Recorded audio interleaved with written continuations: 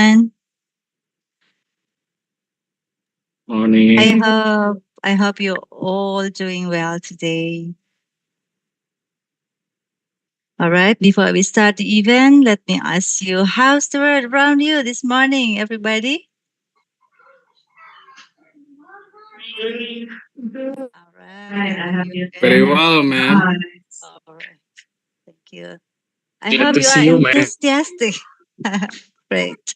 And ready to engage in today's academic session. Whether you are joining us from the bustling city, a peaceful village, or somewhere in between, we are truly grateful that you have taken time to be here with us today.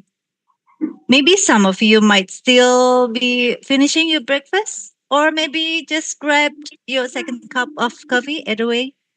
I hope you are comfortable and settled in. All right?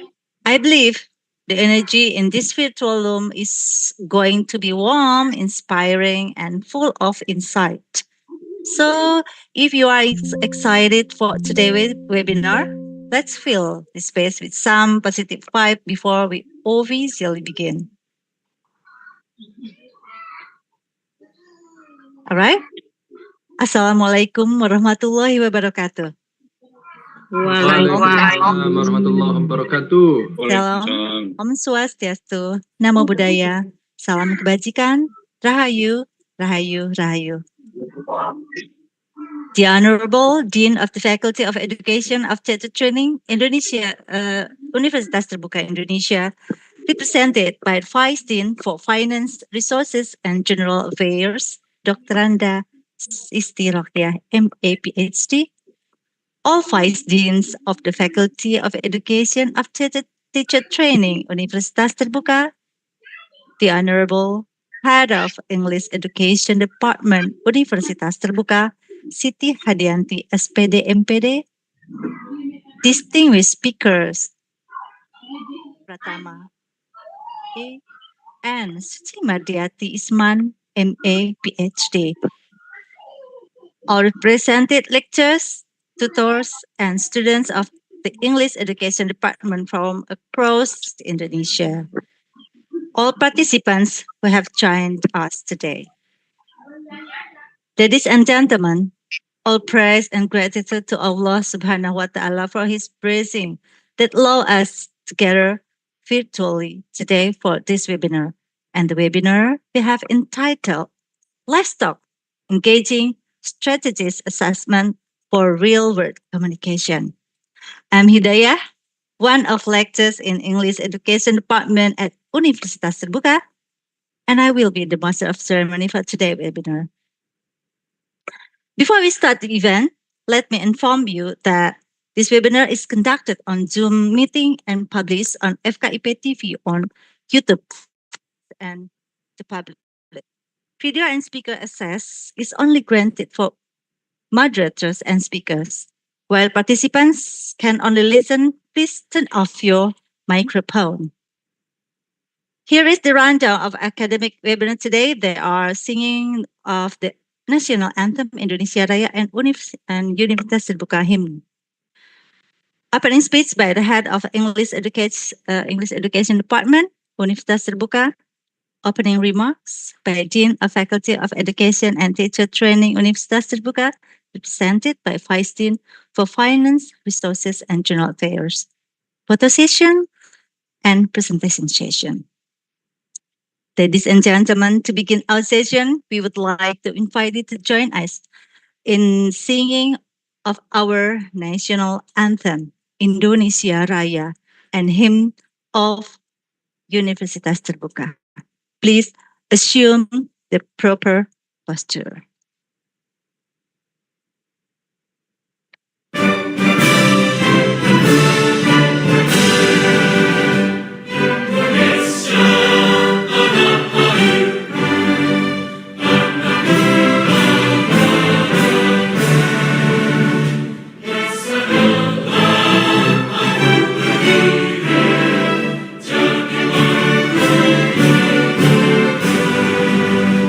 Indonesia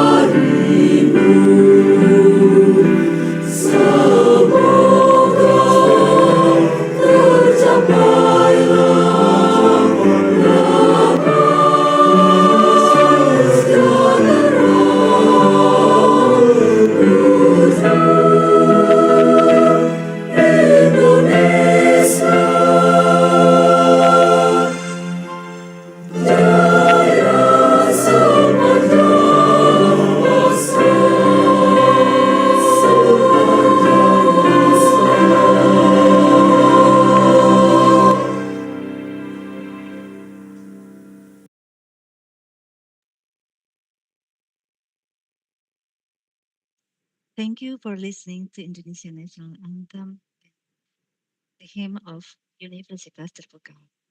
Next, we will have the opening speech from the head of English Education Department, Ibu Siti Hadianti, S.Pd, M.Pd. To Ibu Dian, the screen is yours. Thank you very much, Ibu Hidayah. Assalamualaikum warahmatullahi wabarakatuh. Peace and blessings be upon us all, Honorable Dean, Vice Deans, and all respected speakers. I see here we already have Dr. Hendi Pratama. Hello, Pak. And also our speaker, Ibu Suci Isman. Okay. I also want to greet all the distinguished lecturers, students, and all participants joining this academic webinar virtually today. It is with great honor and gratitude that we welcome you all to this academic webinar hosted by the English Education Department, Faculty of Education Teacher Training, Universitas Terbuka. Thank you very much. The theme of today's event is Let's Talk, Engaging Strategies and Assessments for Real-World Communication. Because as language learners and educators, we know that speaking confidently and effectively is not always easy. We believe that. So memorizing vocabulary and grammar is important, but the real challenge is actually in applying all of those things in meaningful ways. So maybe you need, the real world communications, the skills during a job interview or when you want to present ideas, and also these days to collaborate in diverse teams with various background, or simply to connect with people from other cultures. So I'm very happy that you all already joined this event, and let's use this event with all the great speakers here. We have Dr. Hendi Pratama that maybe all of you, also his followers, and Ibu Suci Isman, our lecturer from Universitas Terbuka that is an expert of assessment. Let's use this event to share insights, ask questions, because we have later on door prize for the best question. And but not only that, we really hope that you ask questions because you're really curious about all the topics presented by all the speakers. And let's make sure that the conversation going along after the session ends, and let's continue building a culture of learning that supports every speaker at every level. Finally, I only want to say thank you for being here, and I hope you all gain valuable inspiration from today's session, and may this event be an enlightening experience for us all. That's all. I really hope that you will enjoy this event with all the speakers today. Thank you very much. Wassalamualaikum warahmatullahi wabarakatuh. I'll hand over again this session to Ibu Hidayah. Thank you. Thank you very much, Ibu Siti Hadiah, for your opening remarks, for the insightful speech. Next, we will have from the Dean of the Faculty of Education and Teacher Training, presented by Vice Finance, Resources, and General Affairs, Dr. Anda Siti Rohia, M.A., Ph.D. The screen is yours. Okay, thank you, Bu Hidayah. Is it my sound is clear? Clear. Okay, Clear enough. thank you very much. Okay. Bismillahirrahmanirrahim. Assalamualaikum warahmatullahi wabarakatuh. Distinguished guest, Bapak Dr. Hendi Pratama from the English Education Program Study, the Faculty of Language and Art, Universitas Negeri Semarang. Ibu Suci Isman, Ph.D. from English Education Study Program, the Faculty of Education and Teacher Training, Universitas Terbuka. Respected lecturers, students, and all participants of this academic webinar attending virtually. First, let us express our gratitude to God Almighty for His blessings and grace, which enable us to gather today for this academic webinar organized by the English Education Study Program, Faculty of Education and Teacher Training, Universitas Terbuka. May peace and blessings always be upon our beloved Prophet Muhammad Sallallahu Alaihi Wasallam. The theme of today's webinar is Let's Talk, Engaging Strategies and Assessments for Real-World Communication. The organization of today's webinar is part of our contribution to supporting lifelong learning, especially for lecturers, teachers, students, and the broader community. This academic webinar serves as a vital platform to expand knowledge and about innovative and relevant methods of teaching literature, enhance teaching skills through critical and creative approaches, and strengthening multicultural understanding in language classrooms. We are honored by the presence of Bapak Dr. Hendi Pratama and Ibu Suci Isman, Ph.D., who will share their insights and experiences regarding speaking strategies and assessment in the context of learning. Through this session, we hope the representation will inspire us to explore communication strategies relevant to the real world, encourage the integration of technology in the language teaching, open new research opportunities, and strengthen professional collaborations. All of these efforts are expected to contribute to improving the quality of education in addressing global challenges. We extend our heartfelt gratitude to all parties who contributed to the success of this event, especially our esteemed speakers, Dr. Hendi Pratama and Ibu Suci Isman, Ph.D., as well as the organizing committee. May this webinar enrich our knowledge both in theoretical and practical perspectives and serve as inspiration for the development of education in the future. On behalf of the Dean of the Faculty of Education, with Bismillahirrahmanirrahim, I hereby officially declare today's academic webinar open. Thank you. Assalamualaikum warahmatullahi wabarakatuh. And Assalamualaikum warahmatullahi wabarakatuh. Thank you very much, Ibu Isti, for inspiring speech and opening remarks. All right.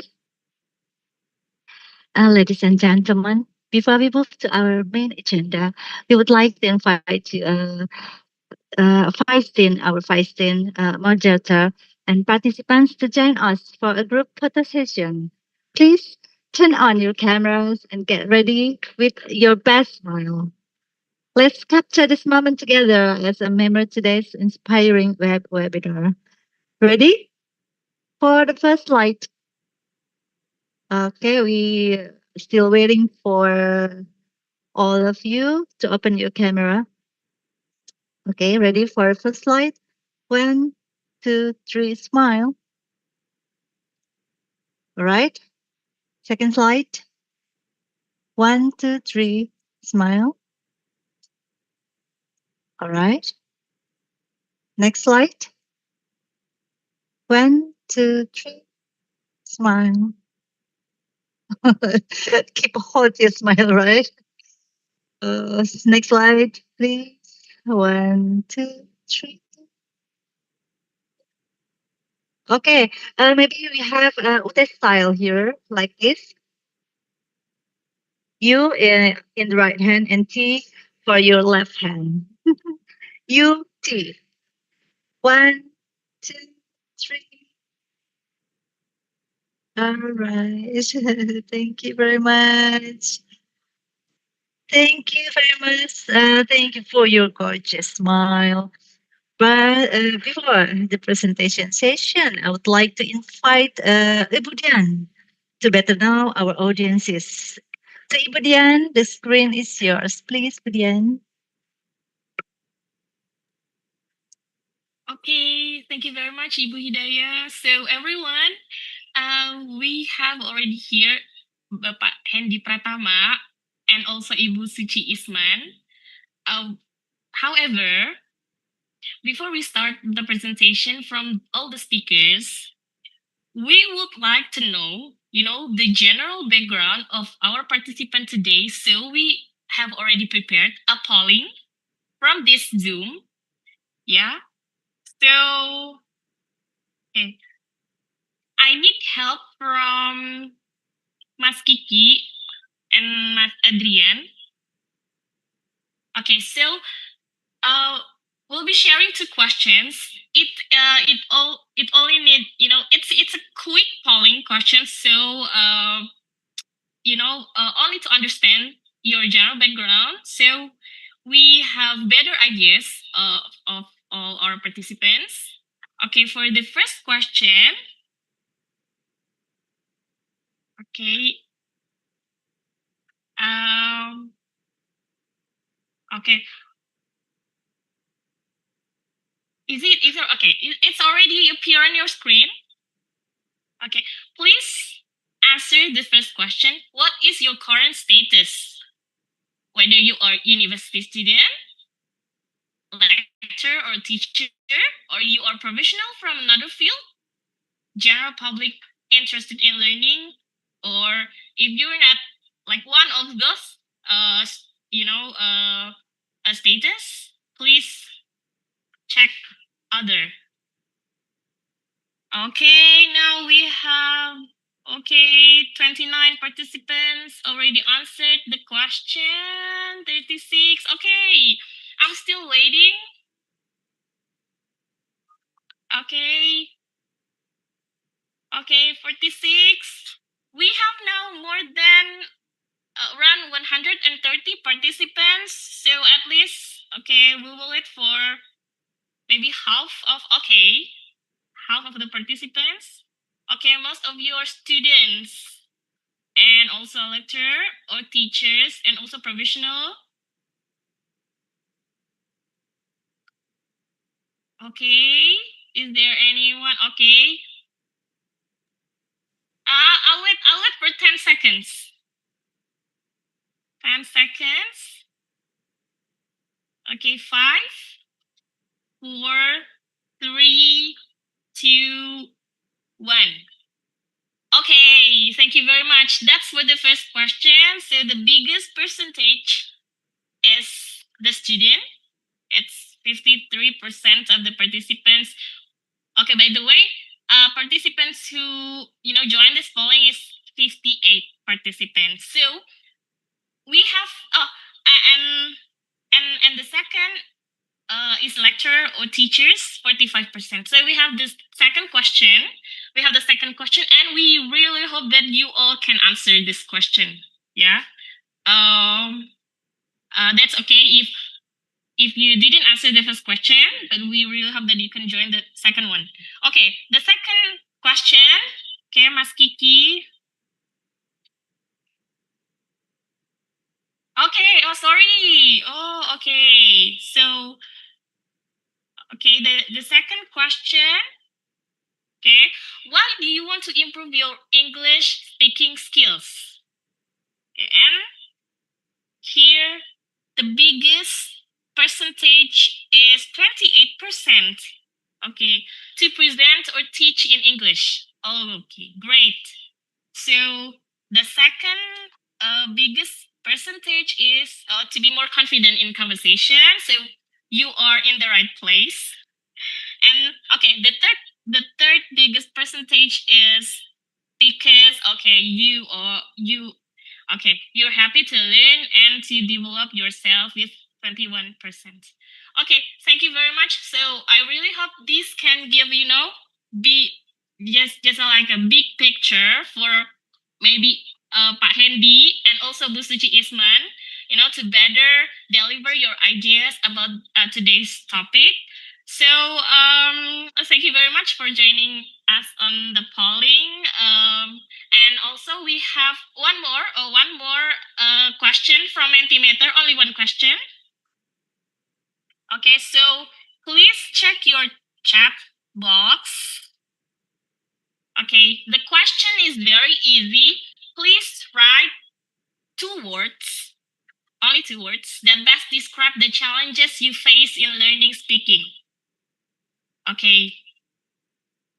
So can we share the result of the Mentimeter? Mas Kiki. Okay.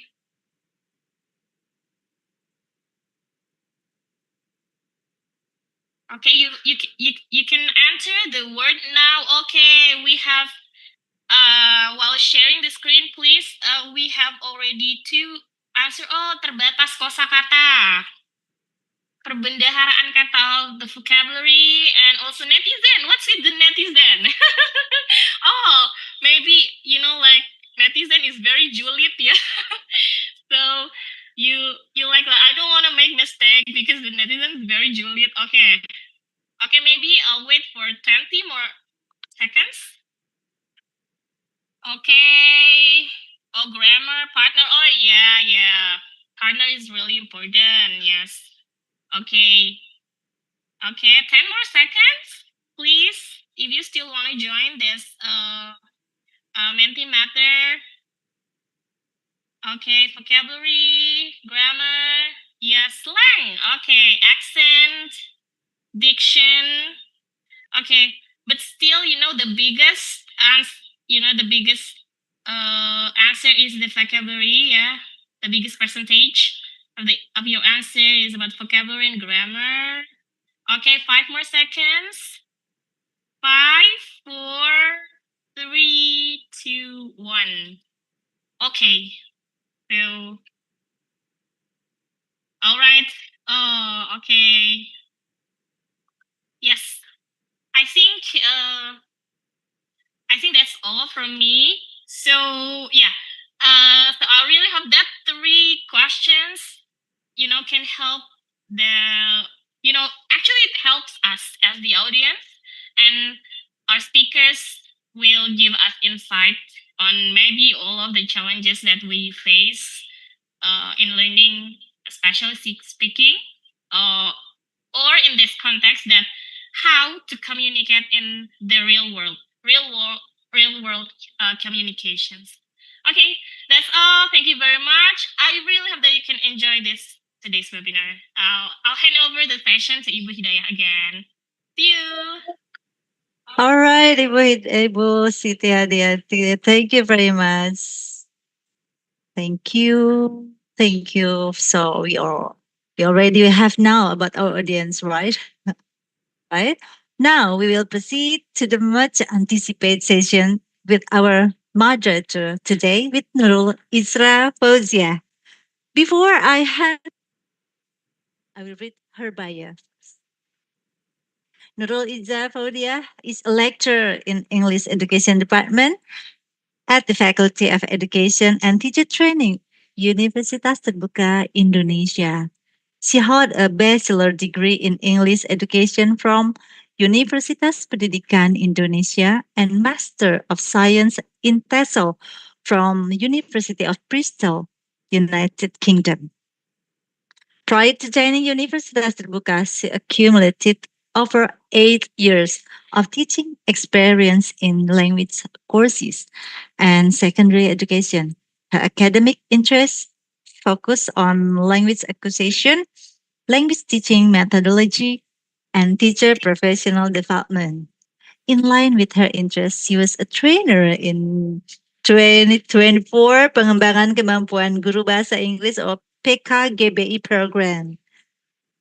All right, this session will be guided by Miss Nurul Isra Fauzia. All right, Nurul Isra Fauzia, the screen time is yours. Okay, thank you very much, Bu Hidayah, for the delightful opening and also introductions. Okay, bismillahirrahmanirrahim. Assalamualaikum warahmatullahi wabarakatuh. Waalaikumsalam warahmatullahi wabarakatuh. Okay, good morning, everyone. It's a pleasure to be here with you all in this academic webinar. The Honorable Dean, Vice Deans, and the Head of English Education Department of the Faculty of Education and Teacher Training Universitas Terbuka, the distinguished speakers and participants. Welcome to our presentation sessions. I think like everyone has been waiting for this, right? And I'm Nurul Isra Fauziah, your moderator. Let us begin this insightful journey together. But first, I would like to give you an overview of our presentation sessions. So there will be two speakers. So we have Dr. Hendi Pratama, followed by Dr. Suci Isman, and each speakers will do presentations in 30 minutes. After the speakers, there will be Q&A sessions. If you have questions during the presentations, please hold the questions or type it in the Q&A sections by mentioning your name, institution, questions, and the speakers you address the questions to. And we also have souvenirs for the best questions. Miss Nuno here can show you the souvenirs. We have the souvenirs. Okay. Are here if you haven't seen Miss Nuno screen. So here we have the souvenirs for the best speakers. So everyone, please pay attention to the presentation, note down the key takeaways, and prepare your best questions. So I would like to invite and also introduce our first speaker. I think Dr. Hendi is already here with us, right? Hello, Dr. Hendi. Hello, Miss. Okay, so please let me introduce you first. So here I'd like to start with the quote, education is not just about information, it's about transformation. And Dr. Hendi Pratama is leading that change. Dr. Hendi Pratama is an educational transformation coach, trainer, and founder of edutrans.id. With over 14 years of experience at Universitas Negeri Semarang, he has served in leadership roles, including vice rector. He holds degrees in English education, applied linguistics, and Ph.D. in linguistics. Dr. Hendi is also a certified trainer in digital marketing, personal branding, and public speaking. He has delivered hundreds of seminars for institutions across Indonesia and published research in top Scopus Index journal. Beyond academia, he is also a well-known influencer. I think we also have some of his followers here, right? And he has over 600,000 followers. So if you'd like to connect further, follow him on Instagram at Hendi Pratama. And in this occasion, Dr. Hendi Pratama will be sharing his insight on a topic entitled Empowering Real-World Communication, Instructional Strategies for Teaching English Speaking Proficiency. So let us welcome with warm applause and reactions, Dr. Hendi Pratama. Please, Dr. Hendi, the screen is yours. Okay, thank you very much. Let me prepare my PowerPoint before I start. Okay, I think I'll have it ready here.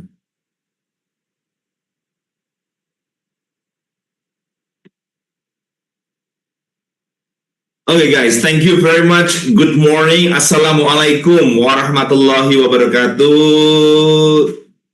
Yes, thank you very much. Yep. This is a very special occasion. Thank you, Bu Dekan, or the representation, Bu Isti, and Bu Hidayah, Bu Nurul, and Bu Hadianti.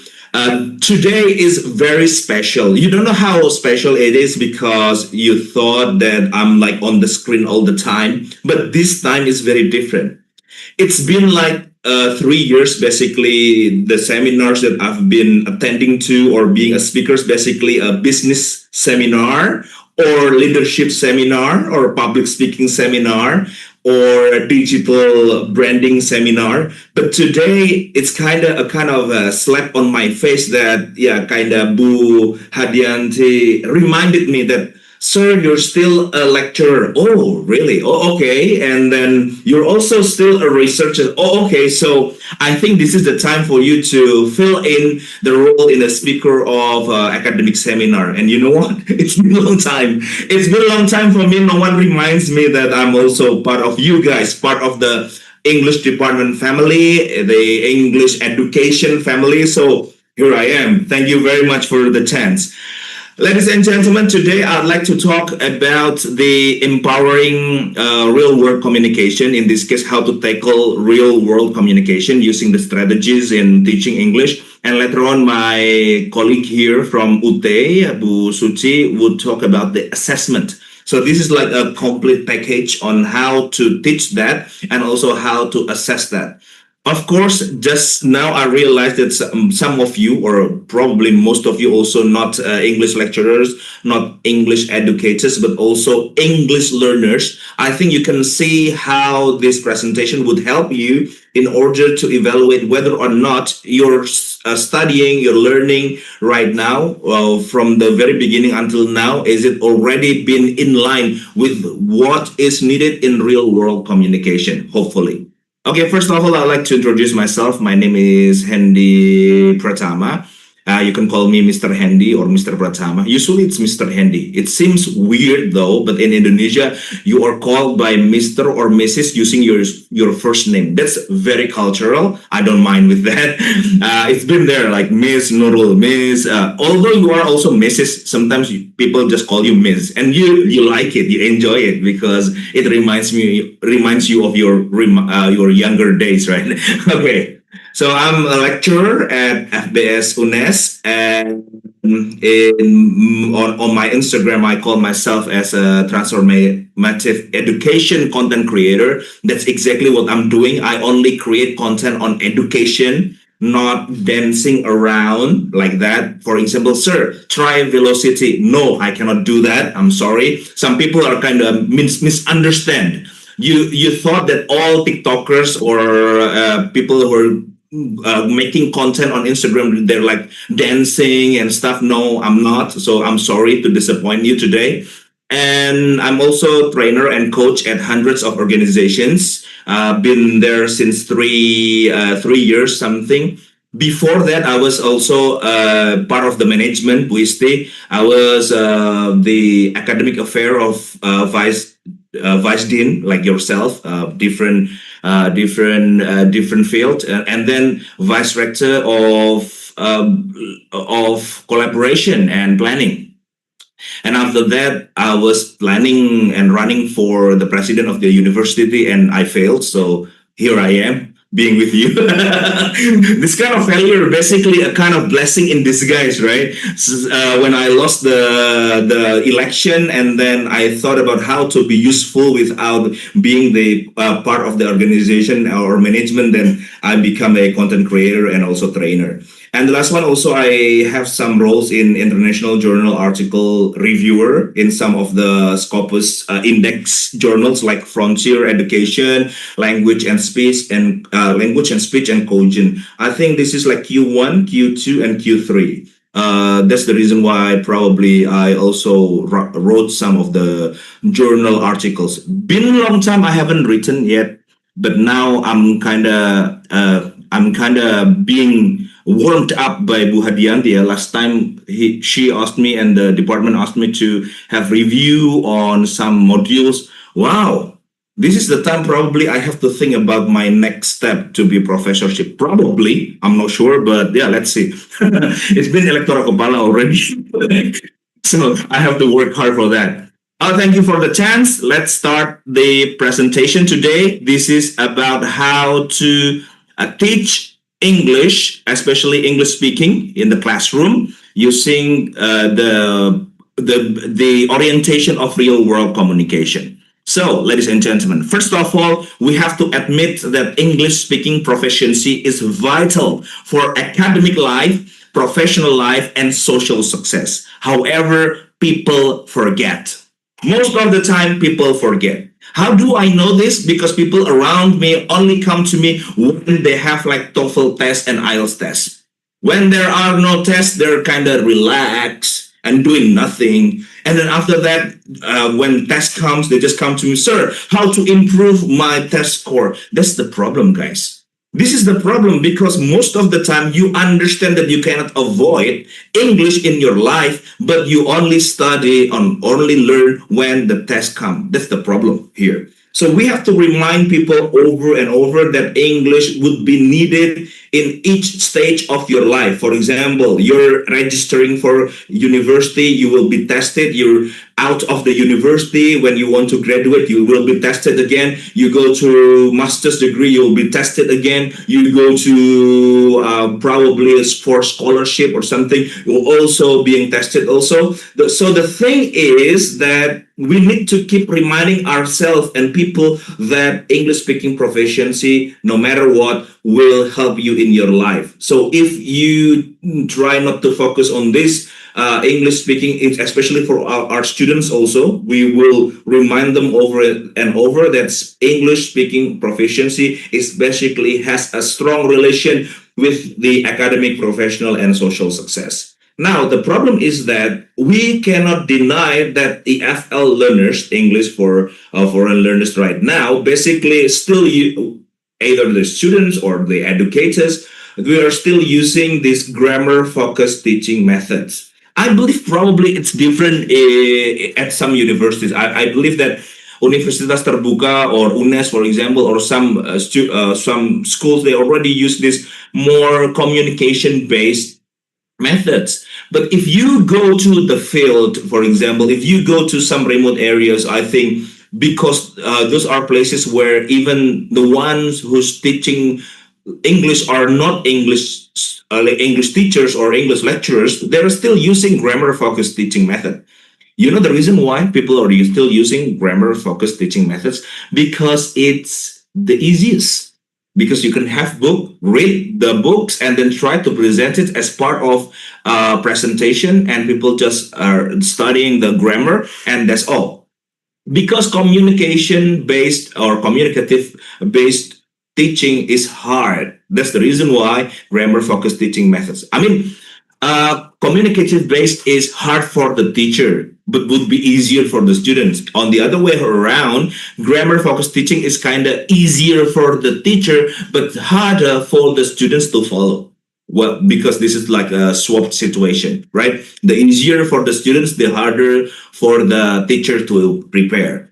And the next one is that we would like to remind ourselves as teachers and also educators, and remind our students that modern education demands strategies that emphasize real-world communication. I would like to repeat that once more, like real-world communication, interaction. In that kind of reminder, I would like you to answer this question. Something that you probably have to think of. Do you need to teach how to swear in English? Because we were talking about real-world communication. Do you think? Let's see. I would like to see the chat here. Do we have the chat here? Yes. Do you think that we need to teach how to swear in English? True. Absolutely no. Okay. Too fast. Well, yeah. Try to keep up. Try to keep up. This is real life.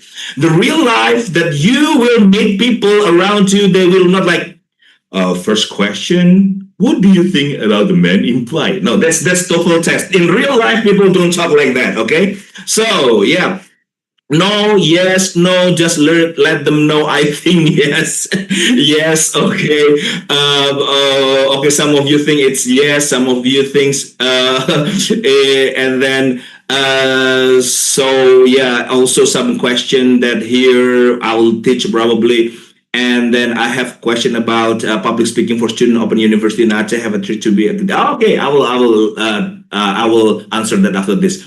But yes, this is a provocative thought that I'd like to share with you, because if teaching in the classroom like reflects real life, it means that people are swearing in real life. I couldn't really believe when I like stayed in Australia or visited some English speaking country. And have friends there, I couldn't imagine how much that they are swearing in their life. Apparently, also, you are swearing a lot in Bahasa Indonesia or Sundanese or Japanese also when you are with your friends, not in the public place.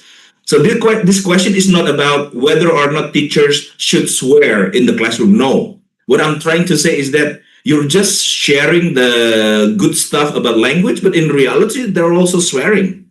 This is only just an insight. Don't really do it if you're not sure. But to myself, I think swearing is also part of English language as good as politeness in English. So it means that when we teach politeness, for example, in my case, I also teach Brown and Levinson 1987 about universal politeness, or teaching about politeness of Geoffrey Leach. I also teach them on impoliteness by Culpeper 2011, for example. So basically, we would like to capture the whole reality of how people communicate, not only the good parts of the language, but also the bad part of the language, so your experience would be complete. That's only a little bit thought that why we are teaching so much of textbook, but sometimes we do not reflect how language is used in real life. Next. Okay. So this is the shift that probably we have to do, the paradigm shift from theory to practice. Now, if we start with the teacher-centered instruction, of course, everybody will now understand that we have to move to student-centered and interactive approach. If you're previously, we focus on grammatical accuracy, which like hundreds of questions of grammatical accuracy. Now we have to focus on communicative fluency. Whether you realize it or not, the modern tests that we have now on IELTS or TOEFL, IBT, there are no more grammatical questions. Grammatical questions are embedded into speaking, writing, and also reading, and also part of the more communicative questions. If you realize that shift, basically we're no longer asking about grammatical accuracy.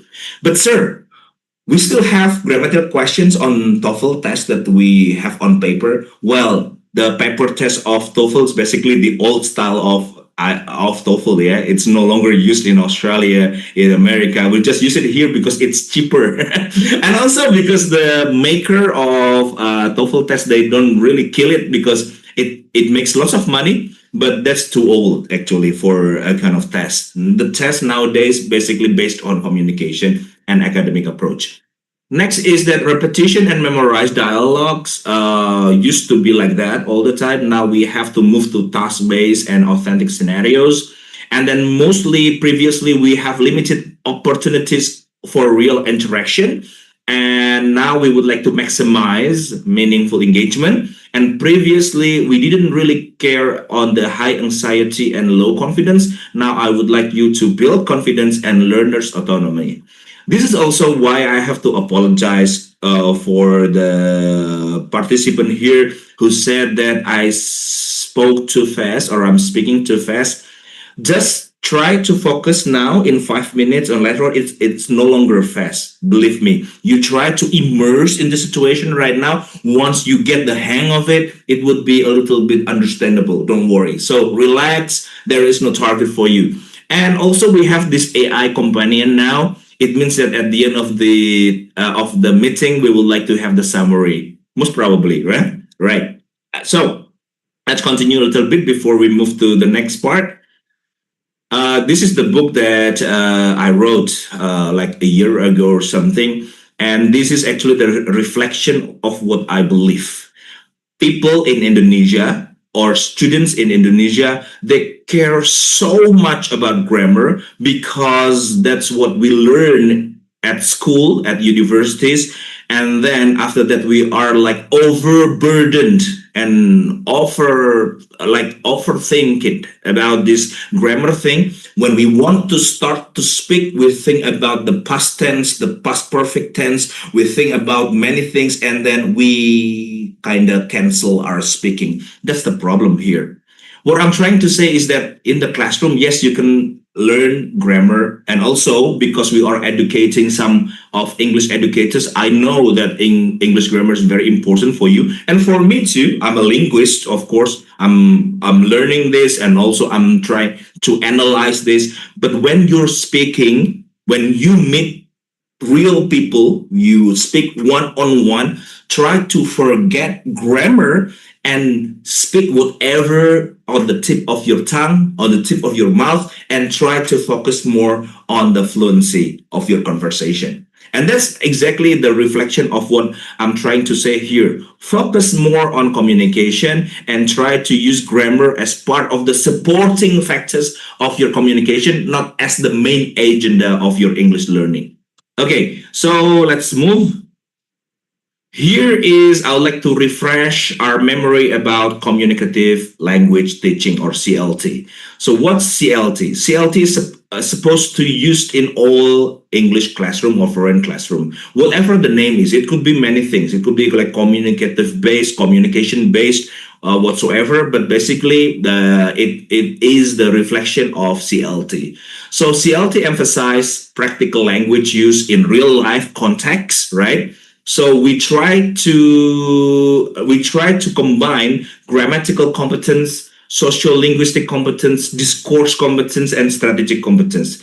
Probably like lots of theories here, but what I'm trying to say here is that you focus on the function of the language. For example, you already studied or learned the grammatical rules or some of the English formula whatsoever, but the question is that can you bargain? For example, you go to the market in Australia for probably a little bit of haggling is needed there in the market, not supermarket, right? Haggling, you haggle a little bit or try to bargain something, you negotiate. Can you do that already?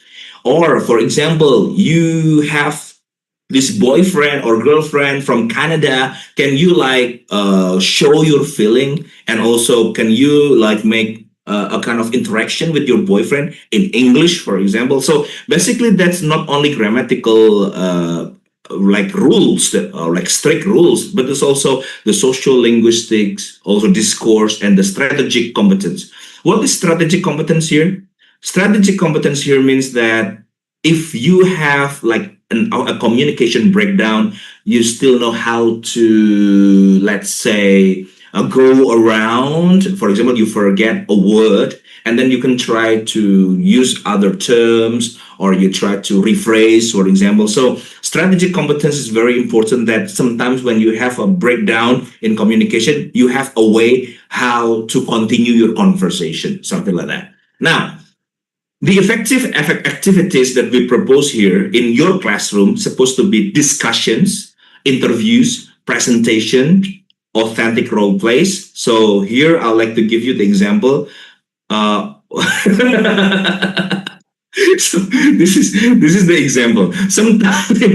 Sometimes I gave a task for my students to prepare a stand-up comedy routine. You know, for example, using roasting, riffing, and all the techniques on the stand-up comedy. Me myself, because I also like it. I also sometimes do stand-up comedy in English with my friends too, and sometimes I pursue it professionally. Sometimes not many people know it, but I have this hobby of open mic or stand-up comedy, and kind of do it regularly on my city's comedy club every week. That's also the reason why sometimes I give the experience or give the assignment for the students to prepare their own routines. And they say, "Sir, but I'm not funny." And I told them, you know what? I'm not funny either. Because even for my son, my dad's jokes kind of killing him sometimes. But this thing is that not for not being professional stand-up comedians, but this is for the way how to use language to make jokes, for example, to have communication. So this is like the exercise that I would like them to have in classroom. For example, this is the only example. You don't have to do this, but I give you example how I do it in my class. Later on, we also would like to revisit the task-based learning. This is TBL. You can say project-based learning, case method, whatsoever. It's part of the curriculum right now, that even Dicty makes it compulsory for teachers and educators to use task-based learning in their classroom. Even they put it on the main categories of how to put it on the curriculum, right?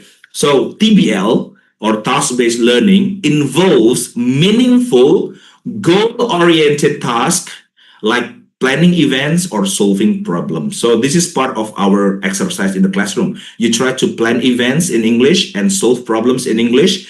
We would like to encourage you of critical thinking, I ask difficult questions in my classroom. For example, why do you think Saudi Arabia now is getting open? For example, opening clubs, opening cinemas, and also inviting DJs, and they are becoming more international. Is it what is the problem with Saudi Arabia right now? Because are they losing their principle in religion? And then we ask questions like that. And also I ask a little bit of question about culture. For example, why in Bali you find lots of houses with Balinese architecture, but when you go to other places in Indonesia, for example, in Semarang, you don't really find like Japanese architecture. Or if you go to Bandung, you no longer find what kind of houses called as Sundanese architecture. And that kind of question makes them think and analyze and simulate whatever in their mind to be a better speaker. So this encourage critical thinking is very important, and we have to negotiate meaning, not only negotiating meaning, but also negotiating identity, negotiating ideology, because not everybody at the same, for example, same ideology. For example, in Solo just now, you heard that there are like chicken or fried chicken which have no halal sign, for example. But apparently people assume that the chicken are halal, for example. And some students would say, oh, sir, that's a very important issue. Some other students say, it's okay, sir, as long as it's nice. So basically, it's a negotiation of meaning. Also, fluency. You try to improve your fluency and confidence also. And then we would like to prove that successful, you have TBL itself during some, based on some research, it's proven successful in improving real world speaking proficiency. Okay, now I give you example. This has already been mentioned by Bu Hidayah and also Bu Hadianti that your English would be very important in job interview. That's why I think it's very important for every class, especially in English class, to simulate, or we call it mock job interview, but it's just like the simulation of job interview. And we would like to change roles sometimes. You can you most of the time the lecturers become the HRD person, but in other time we can also switch.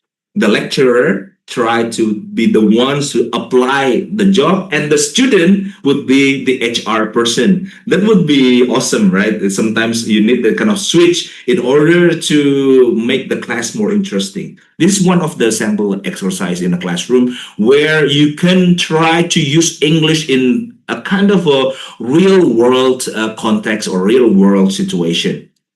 Now, this is the problem that we have to talk now as an educator and also as a learner. We have to support learners' autonomy and also engagement, because autonomy will motivate students to take charge of their learning. So sometimes we let them to choose for some of the media that they like to use. For example, whether they would like to make some options of the assignments. So the assignment has many ways. It used to be like this. Assignment for the lecturer has like key answers. Long time ago, it was like that. But now, a kind of task, the same task of real life, it could go to the other way, different answers, and all of them could be correct at the same time. For example, you want your students to design a kind of socialization of anti-smoking campaign or anti-smoking movement. Some of them would go to YouTube. They make YouTube videos in English. Some of them will directly knock from door to door to explain their campaign. The other one will take the project with the posters in English. Basically, nowadays, we give them more autonomy on how to achieve the task without giving them single right answer. I know this is like hard approach to do because people are like the students and also the teachers already been used to having the correct answers. But now we have so many different correct answers on how to do a single task. And also for the students, we would like them to have these metacognitive strategies. We want them to have to plan their own learning, to monitor their learning, and self-evaluate their own work. For example, if an assignment we need a kind of peer assessment, that's also good practice. And also self-assessment, that's also good practice. So not all assessment are coming from the lecturers. However, this would be explained more by Bu Suci later on. And we would like to promote flexible learning models. For example, flipped classrooms. Now, if you come to some classroom where some people are passive because some of the materials are not ready and the materials are handed out to them that time only in the classroom. But in flipped classroom, apparently there are some materials already been handed out before the class started, and then they already done some research on AI probably or YouTube. They have read some books. So we flipped classroom. Some of the activities done at home and some of the activities done in the classroom, they are like holding up together. They are supporting up together. And we will enhance autonomy by doing that, and also engagement. What is meant by engagement is that there would be more interaction in the classroom, and there would be more responsibility for the students to focus on what are the tasks at hand, for example. Now, I'll give you some example. I'll give you some exercise here. Sometimes, or most of the time, because I'm a video content creator myself, I ask the students to make the video content of their own. And they have to post it on their Instagram or on TikTok or YouTube. Most of the time, they will complain. Why? Because this is not an easy task to do. However, I show them and I told them that I make at least 3 videos every day. So I couldn't take their excuses. This kind of making video content is really depending on their creativity and also the ability to edit a video and also prepare a video using storyboard. And some of them will also make excuses like, "Sir, I'm sorry, my phone is potato phone." What is potato phone? You know, sir, kentang phone. Okay, I don't care about that because no matter what, people will like your story more than the quality of your picture. Believe me or not, this is like a tip from a content creator. People actually do not really care about the quality of your picture or your video. They care about the story that you share. The more interesting the story, the more people are engaged. That's exactly what I teach my students. I want them to be more creative on making video content, and then the format of the content would be really depending on them. I don't mind with different kind of sketches, humorous, monologue, educational, doesn't matter. But it gives them what's so-called the autonomy of doing the motivating the students and take charge of their learning. Okay, and then on the practical classroom implementation, we would like to use the speaking activities such as simulations, role plays, and communication games. Probably you have some. And then we would like to have this speaking cycle like this. First, you have to introduce the skill, clearly present the target of speaking skill or function. For example, today, is it public speaking? Is it bargaining? Is it politeness? Is it about how to complain, how to give compliment? And then you try to model it demonstrate the skill through example and teacher's talk. And after that, you provide practice, engage the students with the structured and communicative task. And later on, do not forget, after finishing the exercise, give feedback. Most of the time, people only care about the scores, not only the educators, but also the students. But what is more important than score is basically the feedback, not only from the teacher, but also from the other students, and also self-feedback from yourself. That's a kind of teaching speaking cycle in practice that I have implemented, and also I read from some of the theories. Now, this is the sample exercise, formal and informal debate rehearsal. I really like this. So some students, they have like pro, and some other students, they have cons in certain, for example, whether or not we will erase direct election, for example. This is like hot issues, right? And yeah, I think if students are given chance to debate about important stuff like political stuff, social stuff, that's good. For example, is it that banning plastic bag in grocery stores are effective? And then we have debate about that, because in reality, although plastic bags are banned and then they sell something else replacing about the bag, and then also it will consume the environment also. Is it really electric cars are good for environment?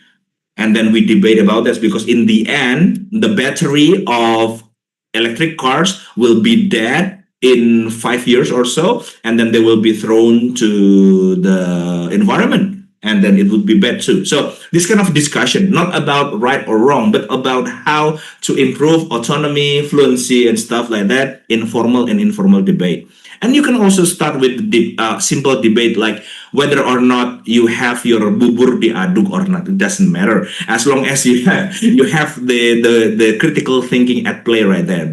If you want to stir your porridge or you don't want to stir your porridge, something like that. Now, challenges and obstacles. The challenge, if you want to focus on communication, is that most of the time learners have anxiety, and we have to admit that. So we have to start to build the confidence first, make them not to fear their mistakes, and sometimes large class we cannot monitor individual progress. That's the problem everywhere, probably, because now we are taking more and more students, but we are not recruiting enough educators. Sometimes we also have rigid curriculum. Now, another challenge is that psychological barriers, something like low confidence, because learners are usually they are not confident in showing their skill, because in reality sometimes our culture would wait until someone is perfect and then they can do what they do. But in this kind of learning, we have to make people confident, make the students are confident about their own mistakes, their own weakness. And this is also about teacher. They do not really have sufficient training, and also lack of resources. But nowadays we have internet, so it doesn't really matter right now. And this is one of the recommendation. Some of the recommendation here. You have to address the learner's anxiety, because we need to build rapport, a trust with supportive and low stakes speaking activities. So you start with low stake speaking activities and move to the medium one, and then go to the high risk activities. For example, public speaking. For some people, public speaking is high risk. We start with the low one, like speaking with their friends and conversing with their friends, and manage large classes using flexible seating and collaborative group work. Well, in online, you can like make like small groups in the breaking rooms. In real classes, you can have like moving classes and flexible seating. But in reality, most of classes, they have like fixed and permanent seating. That's a problem here or all around Indonesia. And the last one is that institutions should provide professional development and revise curricula for balance. And this is like the last slide that I would like to give you. Like, this is a kind of insight that I don't know whether you like this data or not. So apparently there's a research from EF, English first, that it so-called the EF score. And apparently the countries which have very high proficiency in English, they also have high income. And if you have low English proficiency, we have also have like medium or low income.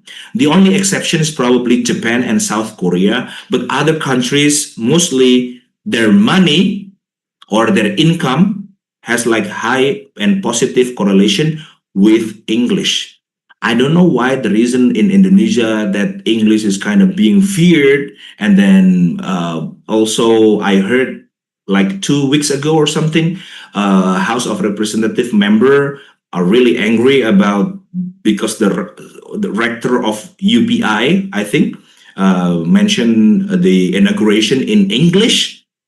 But apparently, this is the reality that you have to understand.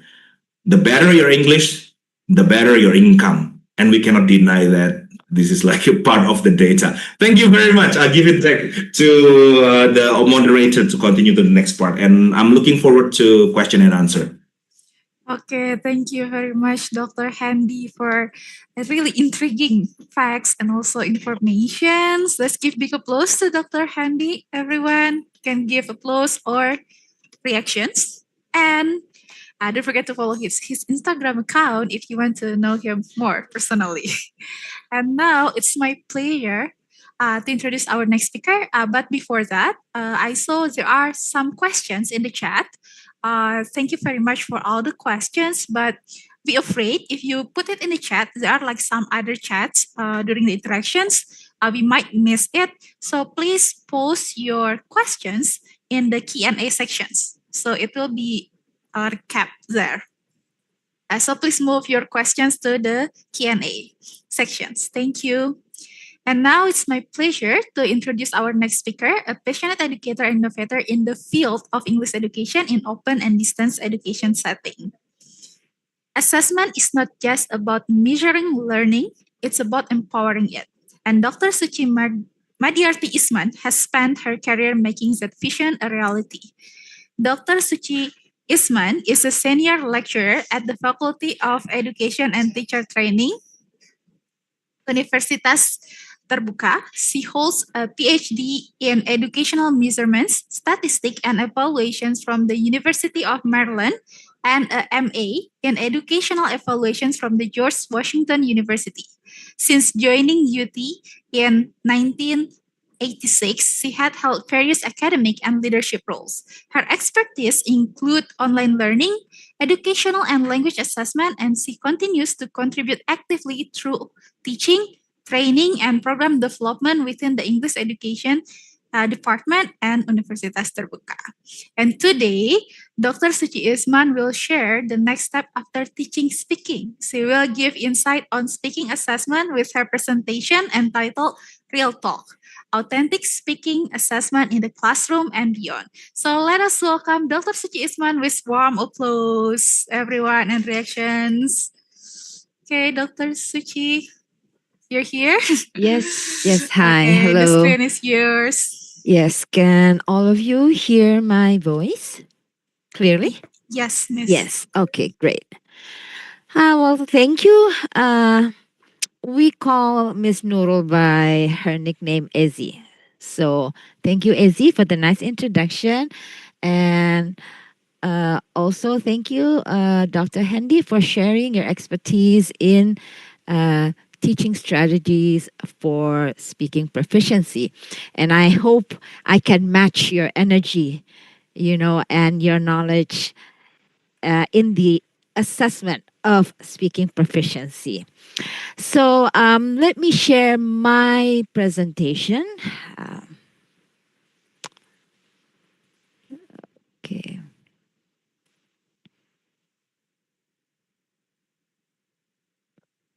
Okay. So for my talk, I chose this title, Real Talk, because when you are trying to assess or teach, right? Teach, learn, authentic speaking proficiency, then the assessment part of the process should also be authentic. And so that's why I chose this title, Real Talk. Okay, so after Let's Talk, it's Real Talk. And it's about authentic speaking assessment in the classroom and beyond the classroom also. And so before I dive into my presentation, I would like you to read this scenario. And this is something that might happen to you or happen to others, teachers in the classroom. So imagine there's a teacher named Ibu Rina. She's an English teacher at a vocational school, and each semester she is expected to assess or determine whether her students' speaking skills have improved. And imagine that she has this parallel class, 120 students. And she really wants to give each student a chance to perform, to speak. But usually the class time is very short, and there's always another another examination around the corner waiting. And some students tend to be shy, others voices they don't come out, they tend to mumble. I know sometimes we all do that also. Or sometimes they freeze and go silent when they know they are being assessed. And then the pandemic came, right? I think this relates to all of you. When the pandemic came, then you are not face to face with your students. You have this medium, which is the laptop, the computer, the screen, and you still have to assess the speaking ability, and it becomes very hard since some students have an excuse of having bad internet connection, or they have they're somewhere, right, and so they can't turn on their cameras. And now that she's after the pandemic, now she's in the classroom and she's wondering, what am I really doing? Am I really helping my students speak for the real world communication? Or am I just doing it for the purpose of giving them a grade? So, how I would like you to ask all of you, the audience here, write in the chat, how do you usually assess your students? Or for students, how do your teachers usually assess you to determine whether you have sufficient speaking proficiency?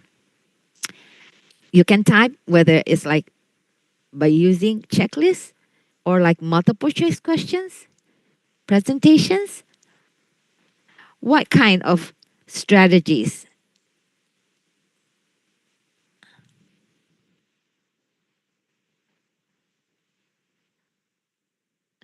Okay.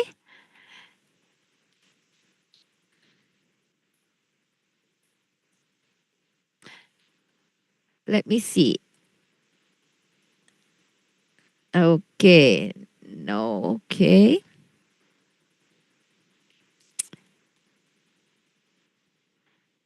Okay. Okay. So let's move on then. While thinking of what's happening in the classroom when speaking abilities are being assessed, or when students or teachers are asked to speak in English. And why does this really matter? Whether we are assessing authentic speaking skills, whether we're assessing speaking that is suited for real world communication, we all face these kind of problems, right? Teachers or lecturers like us will always struggle with what limitation of time, and we have large class sizes, and then it's very difficult to give individual feedback. As Pak Hendi said, that the gist of the process of learning speaking is when you give feedback to your students, when they make mistakes, right? And also we struggle with engaging our students, whether it's online or whether it's hybrid settings. And then, of course, choosing the appropriate strategies and tools for assessment. Now, that's why I think that this morning it is important for us to discuss what are our options in assessing authentic speaking proficiency. And you can see that there are two modalities in learning, especially at Universitas Terbuka. When we're talking about teaching speaking, which is a proficiency, which is a learning skill, which needs to be practiced and observe. Then for the traditional classroom, the face-to-face learning, the benefit is that you can observe natural body language of your students, right? It's not just this headshot that you can see, but the entire body of your students, whether they're leaning back, whether they're fidgeting, whether they're nervous. Those are body language that you observe, and then you can provide feedback. And then you can work in groups with your students and you can give real-time feedback. But the challenges with the face-to-face is that time pressure, and there's always large classes, and there will be teacher bias because you know your students very well, and there's the tendency for you to be biased or being understanding of their mistakes, right? And sometimes letting it go and not giving the appropriate feedback to your students. But how about the online learning, which is the students at Universitas Terbuka? I think I saw some of my students here. What are the pros in learning speaking online? Well, of course, technology, right? We have different options in recording, right? Audios, videos, and then you can provide individualized feedback for your students using technology, especially there's like artificial intelligence or AI, right? And then self-paced speaking can also be done using technology. Now, the challenges is of course, the technology issues, availability, accessibility of the technologies to teachers and students, lack of spontaneity from your youth, because sometimes when the Wi-Fi connection is not great and there's this void, sometimes you're talking and you don't know where your students are. They're not on cam, right?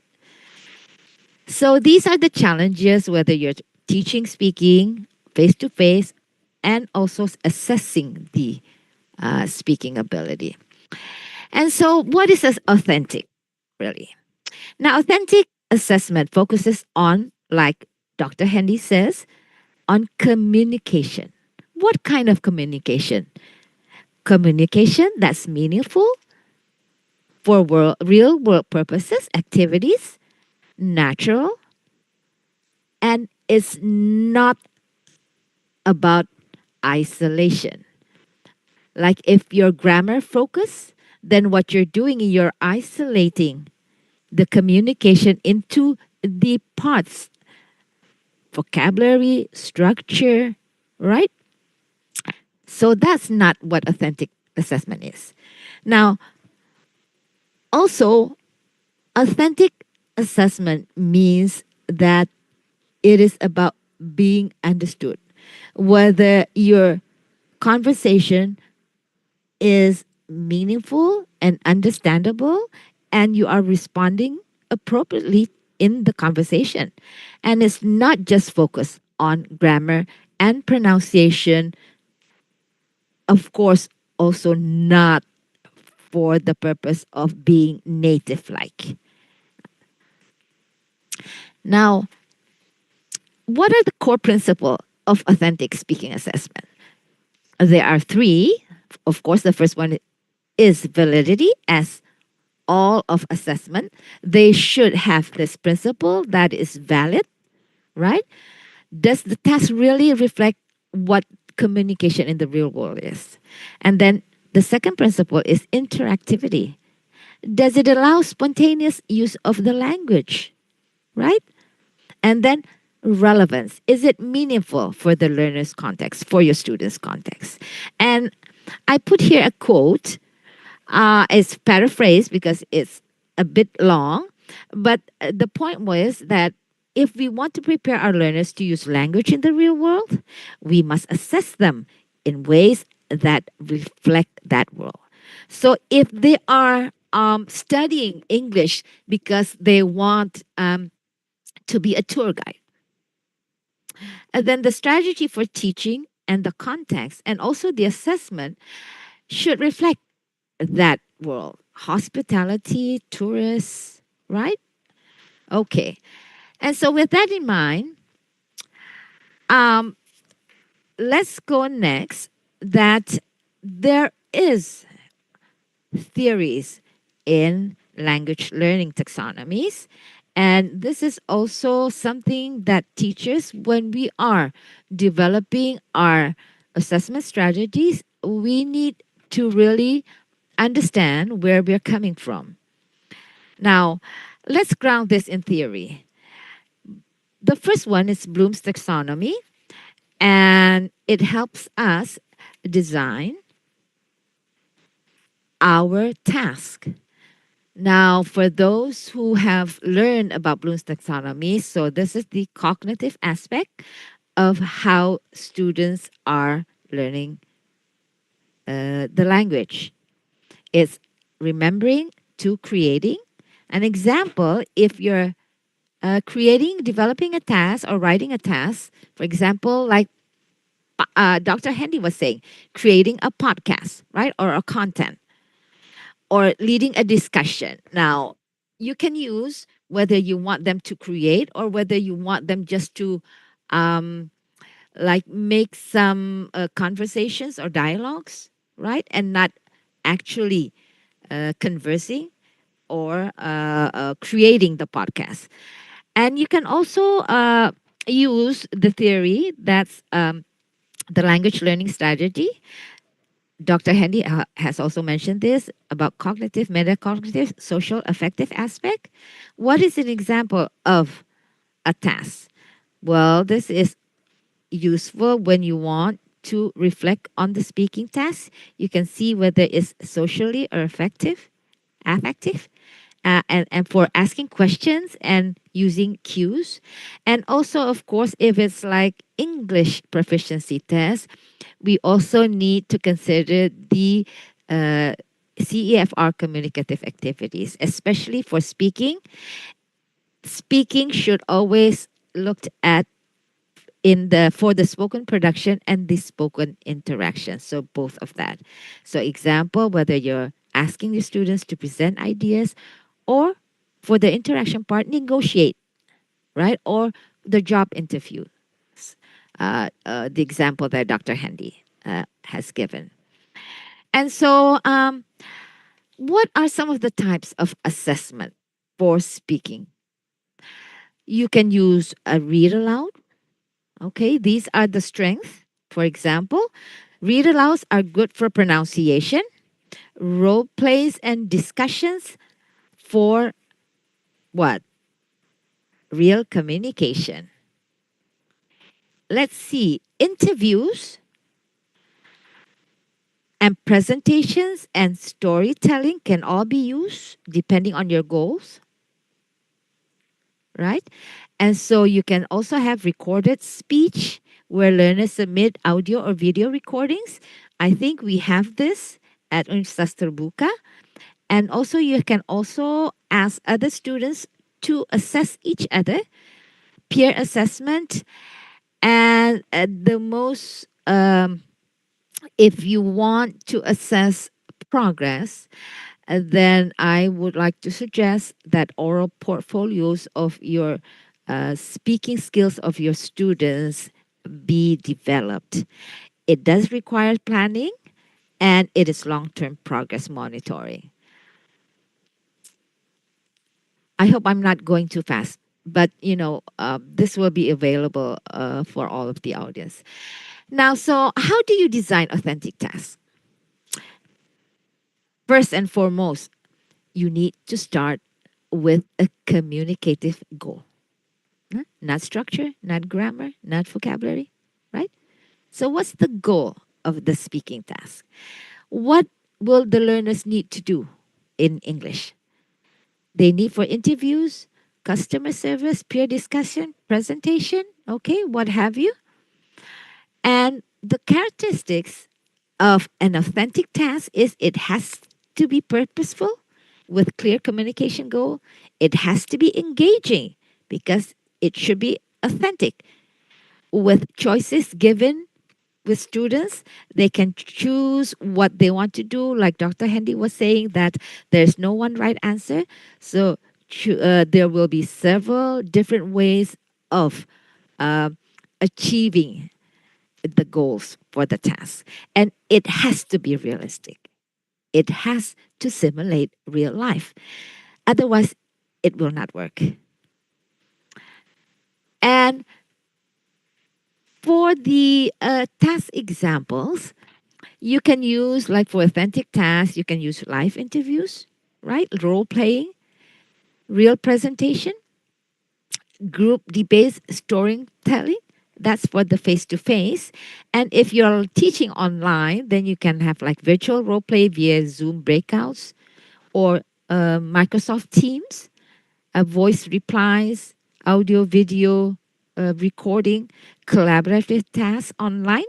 You can use also chat rooms.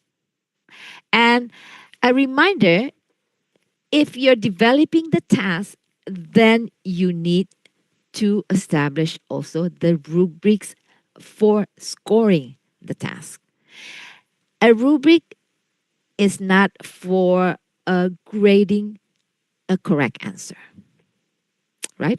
A rubric is determining whether the skills and abilities of the students in their speaking tasks has met certain criteria of a communicative speaking ability. It should focus on meaning, not just accuracy. It should allow peer self assessment with clear criteria. It should include fluency, interaction, appropriateness, and repair strategies. And so, a little bit about e-portfolio. Why do I need to emphasize on this? Of course, not just because we are teaching speaking at Universitas Terbuka online, but also portfolio, especially e-portfolios, are exceptional for tracking growth, right? And because of that, what is e-portfolio? It is a collection of student speaking tasks over time. Can we really do that? Yeah, because the benefit is it can show progress over time for each student. It encourages students to reflect on their speaking tasks and practice. It gives autonomy to students to decide which speaking portfolio they want to showcase. It supports real world communication because you don't just communicate orally, but you can also communicate, right? When you write and develop and use technology, making the e-portfolios. It enables formative and holistic assessment. It builds students' digital and communication skills, which is necessary for the learning in the 21st century. And also, of course, for us teachers and the institutions, if each students have an e-portfolio, it will be very useful to determine the progress of our students' learning. And so, how do we do it? There are several technologies and applications, for example, Google Sites, that can be used to organize speaking tasks and reflections, or you can use Padlet, collecting voice notes, links, videos, and showcasing it. And there's Wakelet, a curation audio video post similar to Padlet, right? And the Flipgrip, and then the LMS portfolios. At Universitas Terbuka, we use Moodle as our LMS, and there are great potential for use in developing an e-portfolio for our speaking classes. And so, for the authentic speaking assessment, can we use technology to support it? Indeed, and it is a must. Because what? It gives teachers flexibility. You can give a real time or delayed task, right? The flipped classroom concept, you can use technology in that, where students are given tasks to do by themselves outside of the classroom. And once in the classroom, then the students and the teachers have discussions, presentations, role plays, and so forth. Now, these are the symbols of some of the familiar technologies used in assessment of speaking. This is the flip grip, right? And this is the Padlet for the voice post. And you can use the Elsa Speak uh, um, application, not just for practicing using the AI tutor, but also for the assessment of your pronunciation, right? Where you can have feedbacks and then you can correct your mistakes. Or you can use a Zoom and MS Teams where you can record students practicing, and then uh, uh, uh, you can also then after the recording you can rewind and see it again, and then use rubric to assess and grade the students' speaking performance. Or you can use Google Docs plus voice to provide feedback for the students, right? And a Vackaroo, which is this symbol. It's a voice recording software and free for the public, and it's very easy to use. And students and teachers can use this to practice and assess pronunciations and fluency. Now, what are the key considerations when you use technology?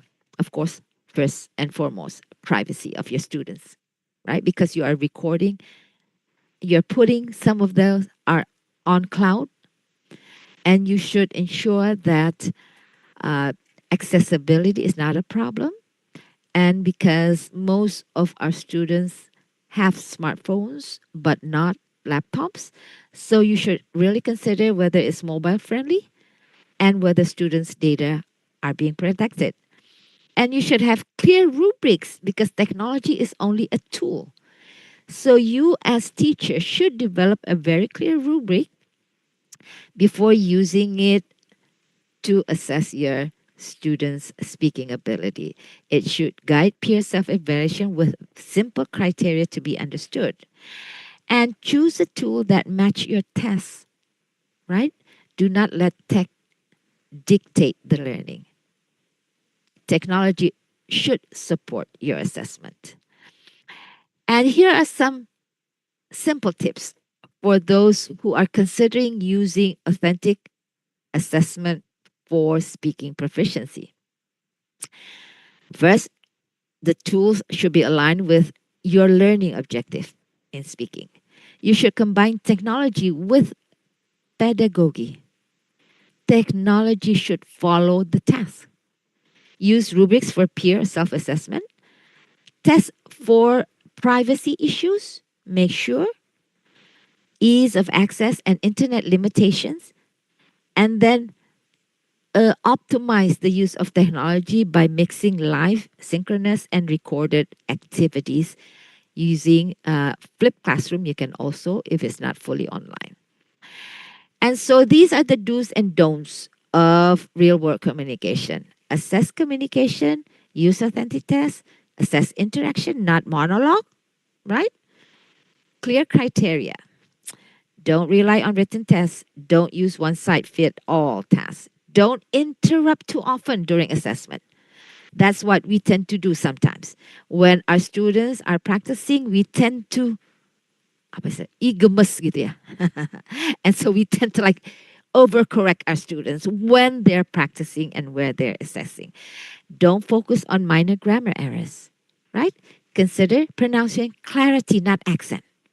So people can have accent, Sundanese accent, Singlish, Singapore English. It's okay. Uh, uh, it should be understandable, yeah? Do allow for preparation, use rubric. Okay, and so my final thoughts on this is the best speaking assessment should give every learner a reason to speak. So the prompt and the task that you give to your students during assessment should ignite motivation for the students to speak, right? And then there should be someone who truly listens. So, speaking assessment is also about empowering learners. Thus, it should be real, meaningful, and doable, right? You can design this complicated, sophisticated ways of assessing authentic real world communication skills. But if it's not doable, you can't implement it, that is not something that you want to pursue. And so let technology support and not substitute authentic communication. So it's only for support. And my final quote is, the art of communication is actually the language of leadership. So if you observe, people, if Dr. Hendi was saying that English, when you speak English fluently, then your income in the future might potentially increase, right? Because you're becoming this global citizen. And English is still the dominant language of communication globally. And so from my perspective is that I'm saying that if you want to be a leader in your area, in your field, in your research, being global citizen, then you must master the art of communication, which is speaking. And so let's talk. I end my conversation, I end my talk here, and I would like to return hear what the audience want to talk about. And with that, I end my presentation and I hand it over to the moderator, Ibu Nurul. Thank you all. Okay, thank you very much, Ms. Suci, Dr. Suci, for the thought-provoking presentations. Yeah, let's give big applause and also reactions to our speakers. Okay, everyone, ladies and gentlemen, I think like we already have like some questions in the chat, and some of the questions have been answered as well. And I think like everyone are eager for the Q&A sessions, right? And now it's time for the Q&A sessions. So we will have 2 termines and we will take 3 questions for each termine. And for the first termine, we would like to invite those who would like to interact directly with our speakers. So you can use the feature raise hand and we will invite you to ask the questions. And remember, we still have the souvenirs for the best questions. Okay, so all right, we already have someone who asked questions, Peter here. So Peter, please mention your name, your institutions, and your questions. And for for the speaker, you address the questions to. Yes, Peter, you can unmute and also open your camera, Yeah. please. Okay.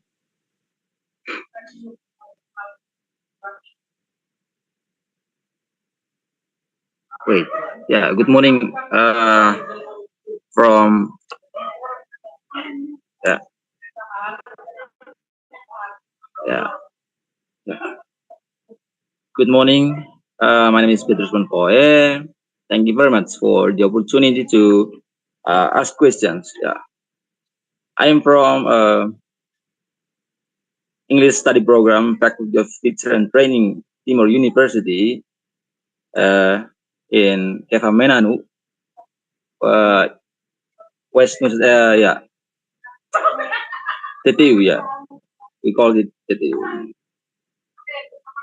And I'm interested in today's Zoom because, yeah, as an English learner, I really need to improve my English skills, especially in speaking. And I'm interested also because who knows that in the future I will be a teacher.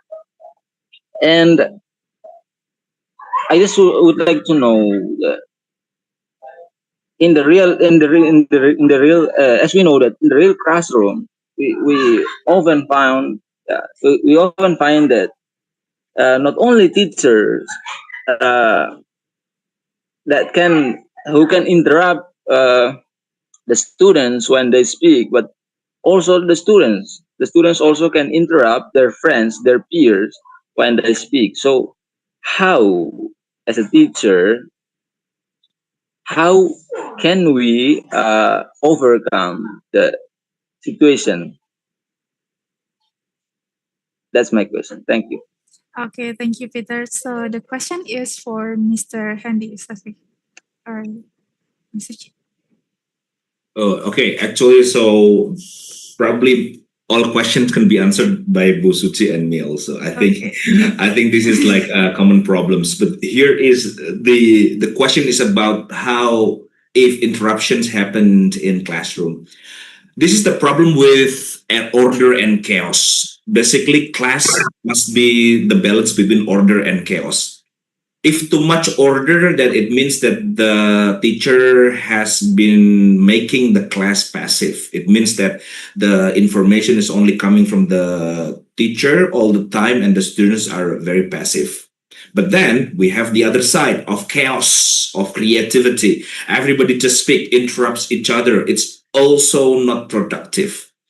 The concept of order and chaos I read from the book from Dr. Jordan Peterson that in life, not only in classrooms, you have to combine between order and chaos. Sometimes you give instruction, rules, regulation, where to interrupt, where to have question and answers, when you have the floor to speak, and when you have the right to ask question. On the other hand, we also have to give them the chaos they need, the creativity. Like we give them the options of themes, options of way of delivery, of options of styles. For example, has been mentioned by Busuchi that I've got too much energy on how to speak. That's my style. But on the other hand, we have also more calm, more thoughtful, presentation of Busuchi. Which one is correct? Neither is wrong, neither is correct. Everybody has their own style. Let them be, for example. In my case, if you want me to be a little bit more calm, like Busuchi, I would be like a little bit awkward. And also, for on the other hand, if the students like calm like Busuchi and you want them to be more energetic, sometimes it's also a hurdle for them. So basically, the combination, Peter, between order and chaos. And I think you have to set up rules first before making a kind of interaction or drama or role play. At least you have like spoken regulation, or if it's better, you can like use this slide or paper showing the rules and regulation that you like to do in that particular exercise. That to answer Peter today. Thank you, Bunrul. Okay, thank you, Dr. Hendi. Maybe Dr. Suci would like to add. So Dr. Hendi highlight the balance and also the rules. And Dr. Suci, would you like to add more? Yeah, I quite agree with Dr. Hendi. I was thinking of the same thing because it's just like when you start teaching your kid, right? Something new. At first, they will be excited because they want to know. But then, before doing that, introducing something new, then you do have to set some rules. You introduce, you know, what will be what we are going to do and what are we going to use. What are the rules, and then also in speaking, it's like okay, it's like for today we are going to do like a read aloud. Okay, this is like to give you lessons about the correct pronunciation, which is important that you can be understand, you can be understood by other people. And then you do need to say the rules.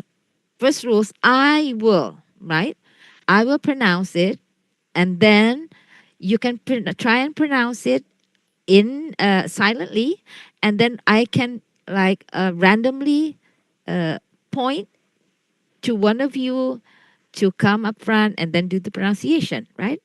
And so, Peter, if there will always be students that are like over critical about their peers, or they're just like the clown of the class and things like that, and uh, you do need to somehow create like the balance between rules and chaos, just like Dr. Hendi.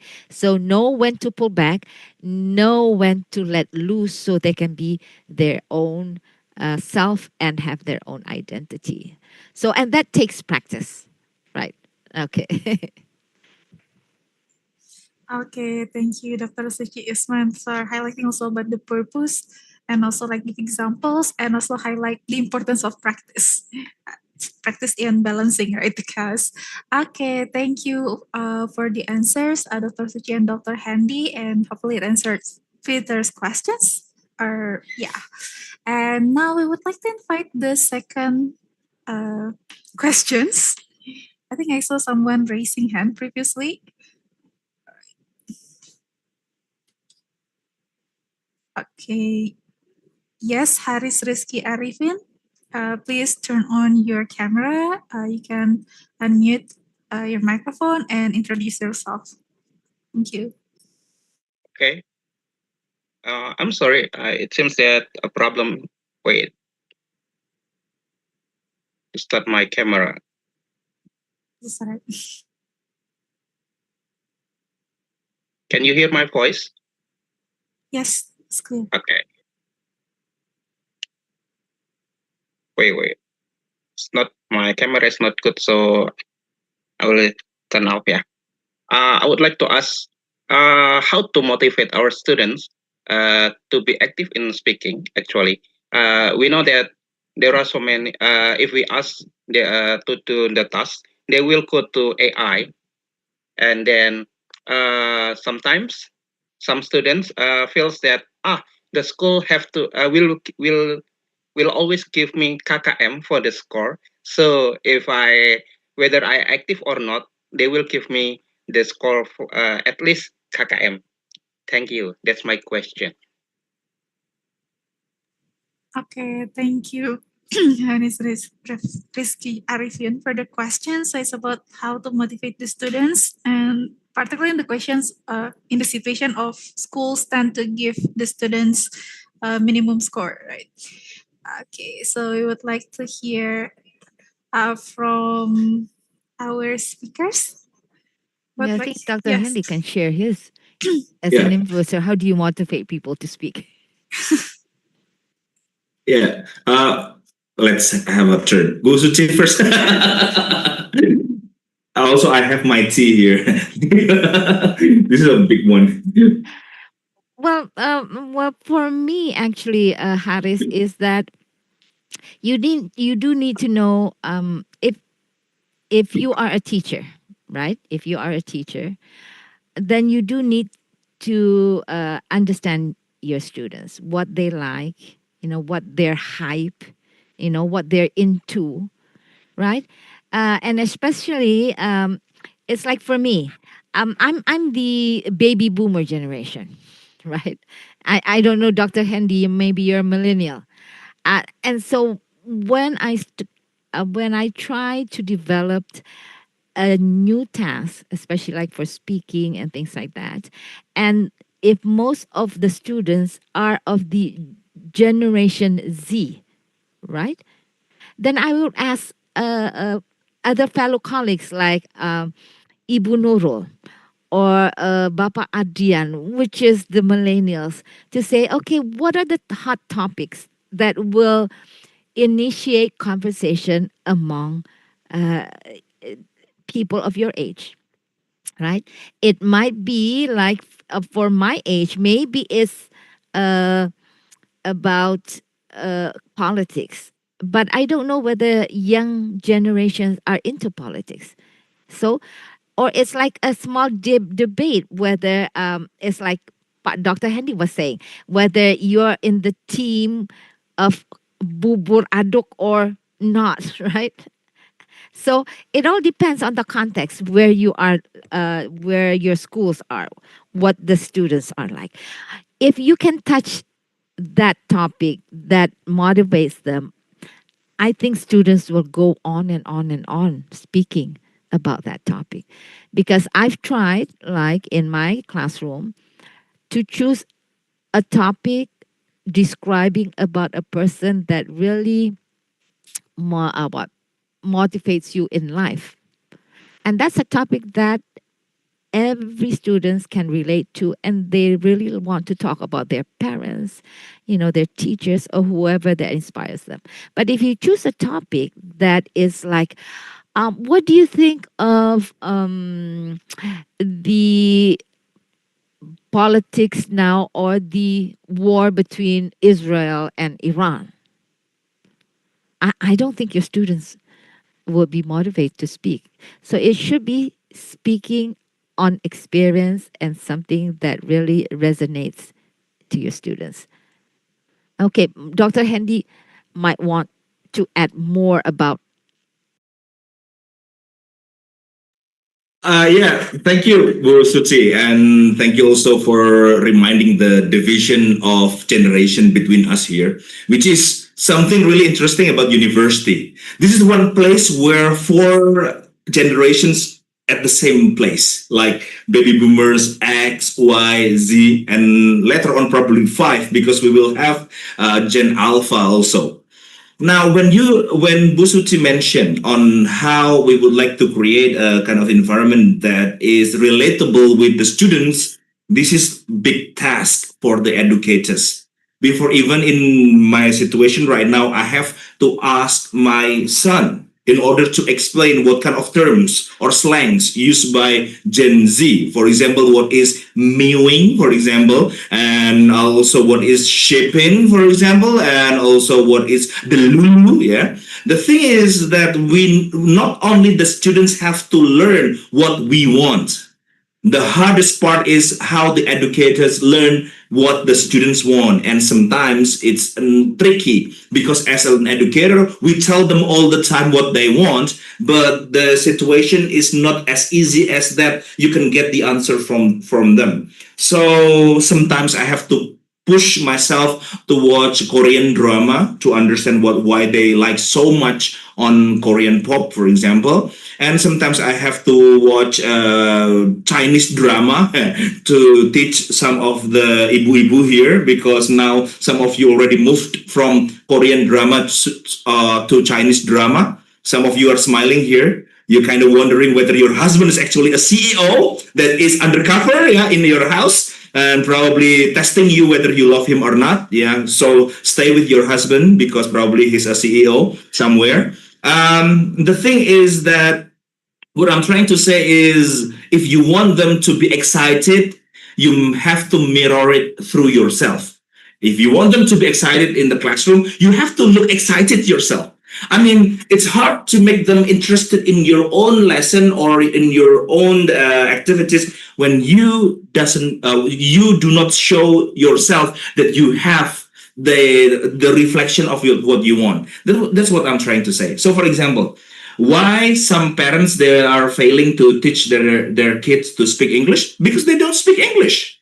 That's exactly what happened the opposite in my house. My son now speaks English better than his Indonesian. In fact, now that I'm calling for a private tutor to teach him how to speak Indonesian properly. But I do not really regret it because I know that English course is expensive. Now I don't have to spend English course for him.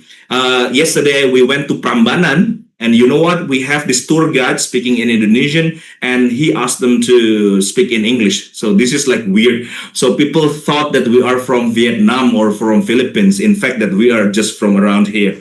The thing is that start from yourself. You want them to be motivated, motivate yourself first. What I'm trying to say is your personal condition, your view about your own job basically will leak into the classroom. If you're not happy about your life, your classroom would not be happy.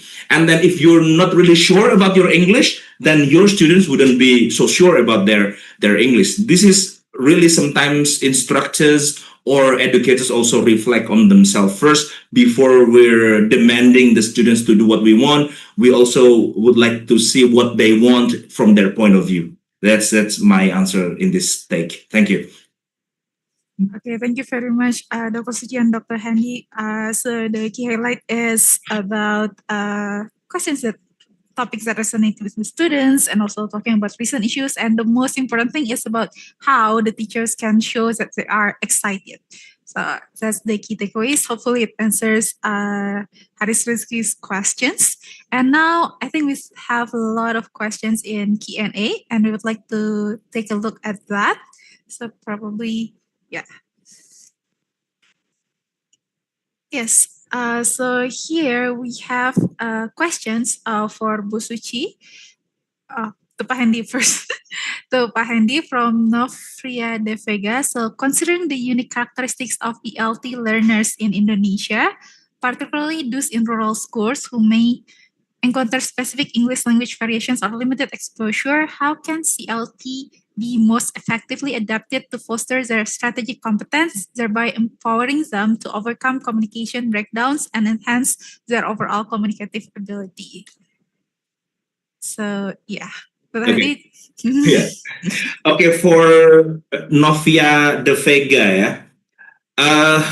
This is what I'm trying to explain in some of my books and my articles, that I want you guys and also lots of people in Indonesia think English as a skill, not as knowledge. That's very important. This is how I see it. When you learn to drive, you need to drive, not to learn the machinery of the car. It makes you a mechanic, but you cannot drive. So I met some mechanics who cannot drive because they learn the machinery, not the driving itself. Or if you want to study swimming, for example, you want to learn swimming, you have to swim, not to learn the characteristic of water, the characteristic of floating, the movement, and you read all of them. Still, you cannot really swim. You become a kind of pool operator. That's exactly what happened in Indonesia. Lots of Indonesian students are really good linguists. I believe they're really good linguists. You know the tenses, you know the if clauses, you know how to use eclipses. It makes you a good linguist. I mean, some of us become linguists. Most of you do not need to be linguists. You need to be speakers. This is how I would like contrast our classroom into my friend going to Saudi Arabia to become a TKW worker or like casual workers working at home. They didn't speak Arabic at all 2 years ago. After they come back, they speak Arabic like native. Can they read our Quran better? No. Can they understand Quran and also better tajweed? No. But exactly they can speak with their friends there in Saudi Arabia, with their kids that they speak every day together and with the parents. Exactly. That's how language is learned. That's supposed to be used no matter how many mistakes and or errors that you have. The thing is that I would like them to have this approach of Balinese souvenir sellers. You go to Bali, the souvenir sellers are like, sir, this one. Do you like this one? Do you like this one? No. Oh, this one is cheaper. Oh, this one, oh, more expensive. Yeah, doesn't matter. They don't care about accents. They don't care about grammar. When it deals with speaking, you have to focus on fluency and function, whether you can achieve your social function or whether or not it's fluent for you. Because sometimes you want to achieve your social function, but then you're not fluent at all because there are lots of thought here about grammar, and that's done, deal. Basically, language is skill, not knowledge, because even I have friends, probably Bu Suci also have some native speaker friends from England or from Australia. Ask them about if clause or ellipsis, they couldn't answer. The answer that they will have to give us is something like, what the hell is that? That's exactly what native speakers think about grammar. They hate it. They don't know about it. They just speak the language. That's how I explain. When you want them to to solve their communication breakdowns, give them the example of Balinese souvenir sellers, that they can speak to everyone. They don't care about their grammar or their mistakes, but only for speaking. When you teach writing, you have to use different approach. Okay, I don't want to be misquoted here. Sometimes I try to give explanation on speaking, but they use it in writing. That's definitely different. Writing should be strict, full of grammar and intentional grammar, and can be checked and rechecked. However, speaking is a bit different approach here. Thank you. To Bu Nurul or Bu Suci, please. Okay, thank you, Dr. Hendi. So it's highlighting the fluency and functions of the language itself, right? Particularly in speaking. And now we have this questions for Bu Suci from Adam Sanato BB. So excuse me, Bu Suci, and for both of you. Pak Hendi, I'm a fourth semester undergraduate student at Universitas Terbuka. I'm hoping to get a scholarship for a master program abroad, but I feel my English skills are not good enough. Do you have any suggestions on the fastest way for me to improve my English? Okay, thank you. Okay, so Mr. Adam, many of my students also have asked me. So, when we're talking about a real world context, so your context in this at this moment is that you want to learn English because you want to further continue your study abroad, right? And you want to apply for a scholarship. And well, the thing is that when you are trying to get a scholarship for your study abroad, there are rules, regulations, certain standards in English proficiency that you must have. And in terms of assessment, although like they do not, I don't know, I haven't taken probably any of you from the audience who have recently taken the TOEFL, TOEIC, or the IELTS, or the English score, English proficiency test. They still, for the vocabulary, for the listening, reading, you do need to learn, right? It's knowledge on patterns, knowledge on of usage, on pragmatics, of meanings. Um, but for the speaking part, I know that it is a real communication that they require, right? Now, so you should have knowledge of proper English usage, right? The structure, the grammar, the syntax, the meaning, because the test is like that. So, what you need to do first is that in order for you to pass the English proficiency test, you must prepare yourself. You must study, have good knowledge.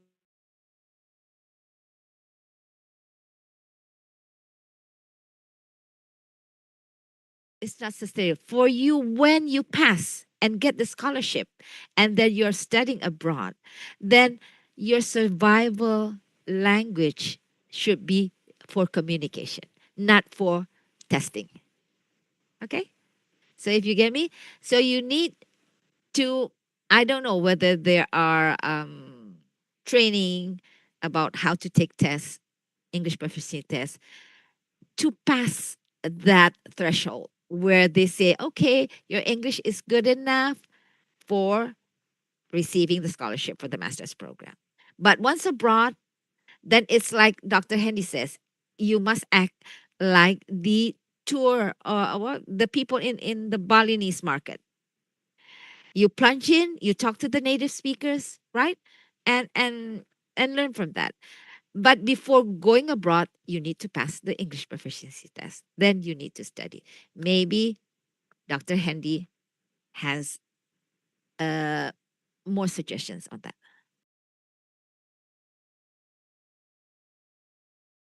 Okay, let's continue a bit. Thank you, Bu Suci. The fact that I was graduated in 2006, yeah, it will reveal how old I am right now for Bu Suci and all the audience. And then after that, just like Adam here, I'll continue my study to Australia at that time. And it's pretty focused, like Bu Suci said. Only two things that we have to prepare. The LOA, yeah, letter of acceptance from the university, and second of all, from the scholarship. Both of them shall be pursued at the same time. can be one of them could be okay, but the other one is not okay, then it's a problem for you. For example, you get an LOA from university, but you don't have the funding, then you have to spend 500 million for yourself. Or now almost a billion probably for studying in Australia, for example. If you get the scholarship, but you don't have the LOA, your scholarship would be cancelled. That's what happened to some of my friends, that they have this scholarship, but they still have this conditional LOA. So the thing is that when you want something, Adam, then you have to work every day. Using the slang language right now is that you have to work your ass off every day to achieve what you want. Sorry for the language. Thing is that I would like to show you this. I'm an English lecturer, and also I'm also an English student. But you know how much an IELTS test is? Now around 3 million. And now even I'm as a lecturer, I need to test myself, right? And then retest again, right? That's another 3 million, and retest again until I get the score which I want. Basically, it's part of the Japanese sayings that "Jerbasuki mowo beo," meaning that if you want greatness, you need to spend resources, money, energy, time. So even if now you're at the fourth semester, from now on, you have to have IELTS or TOEFL exercises on your desk every day. Not the paper test, but the real test, this communicative test, and also start to search for scholarship and also the university that you want to target. And it should start now from fourth semester. Most people, they want their scholarship this year, and they start this year. No, you cannot do that. At least a year or 2 years before you go abroad. Even when you have your target for masters or PhD. For PhD student like Bu Suci, I think the preparation could be like way before. And do not expect success at the first try. For myself, I think it was like the 7th try. That even when I was in Australia, I still got one letter from Aminef saying that I was rejected from the other scholarship. So basically, yeah, you have to expect that. Yeah, thank you. Going back to Bu Nurul. Okay, thank you very much, Bu Suci, and also Mr. Hendi, for not only sharing the fastest way for improving their English, but also the fastest way to get scholarship and also continue the study. Okay, now actually we already have 4 questions, and due to the time limit, we will receive 2 more questions. And here we have our 5th questions from Harisma Pujilestari for Pak Hendi. So Harisma is from UT Jember. I would like to ask Mr. Hendi, related to CLT, in what ways Indonesian English teachers apply authentic communication assessment without depending on conventional written exams, particularly in school with limited resources? As we know that assessment practices in Indonesia remain focused on grammar-based and written formats. So probably for Mr. Hendi and also Miss Suci, I guess. So, but yeah, we can start from Dr. Hendi. Oh, and also before I answer this question, thank you very much for 224 participants. Yeah, here that's something that probably really appreciate the committee and also everybody here. Like, yeah, I know that UT has lots of resources. Yeah, the biggest university in Indonesia is not UI or UGM. It's basically UT. How many students you have at UT, Bu Nurul, Bu Suci? Right now? Right now, I think it's almost, 700,000. But in our department, we have around 2,000, right, Budian? See, 700,000 students, like the biggest ever in Indonesia. And some people also do not know that probably they are the richest, yeah. You know why it's the richest? Because people pay a tuition fee and they do not use air conditioning at the campus. So that's basically, just some people say.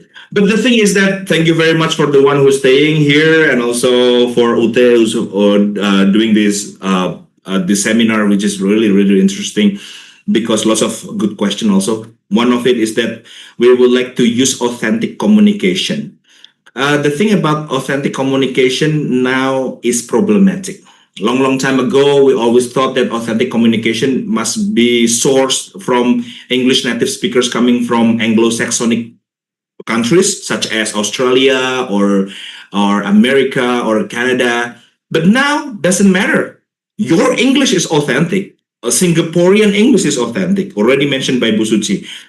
Indian English, although it sounds funny for you, but believe it or not, most of my Indian friends coming from English department, their IELTS score is like 8.5, 8 or 9 sometimes. They still sound funny, but they're fluent. Their vocab is complete, right? It has like extensive breadth and depth. That's exactly what you have to do in classroom. It doesn't matter about the sources of the assessment, like authentic communication, whether it's supposed to be British or it's supposed to be American, doesn't matter. As long as you are assessing the thing that you want to assess, will be explained by Bu Suci. That's called validity. This is what sometimes you don't realize that you are testing something else. For example, you want to test their speaking, but you ask them to memorize a kind of dialogue from your book whatsoever, and then they are assessed in English speaking using their memorization. Yes, sometimes they're so good, so fluent, but that's not exactly how you're assessing speaking. Then it's called this violation of validity. Yeah, the simple example is that you have this English test asking something like, what is the capital city of Australia? And the answer is supposed to be Canberra, but you have like trick of Sydney or Melbourne. That's not an English test. That's a geography test. And believe it or not, it's still out there in some of the school. They're asking just because it's an English test, as long as the question is in English and the answer is in English, they call it an English test. No. So basically, you do whatever you do which you think it will improve their speaking or listening or communication. For example, the from the example that I mentioned before about stand-up comedy, sometimes we listen or we watch stand-up comedy together in English, and the question is very simple: why the audience laugh? And I pause it every time the audience laugh on the YouTube, and then I ask them to explain why they're laughing.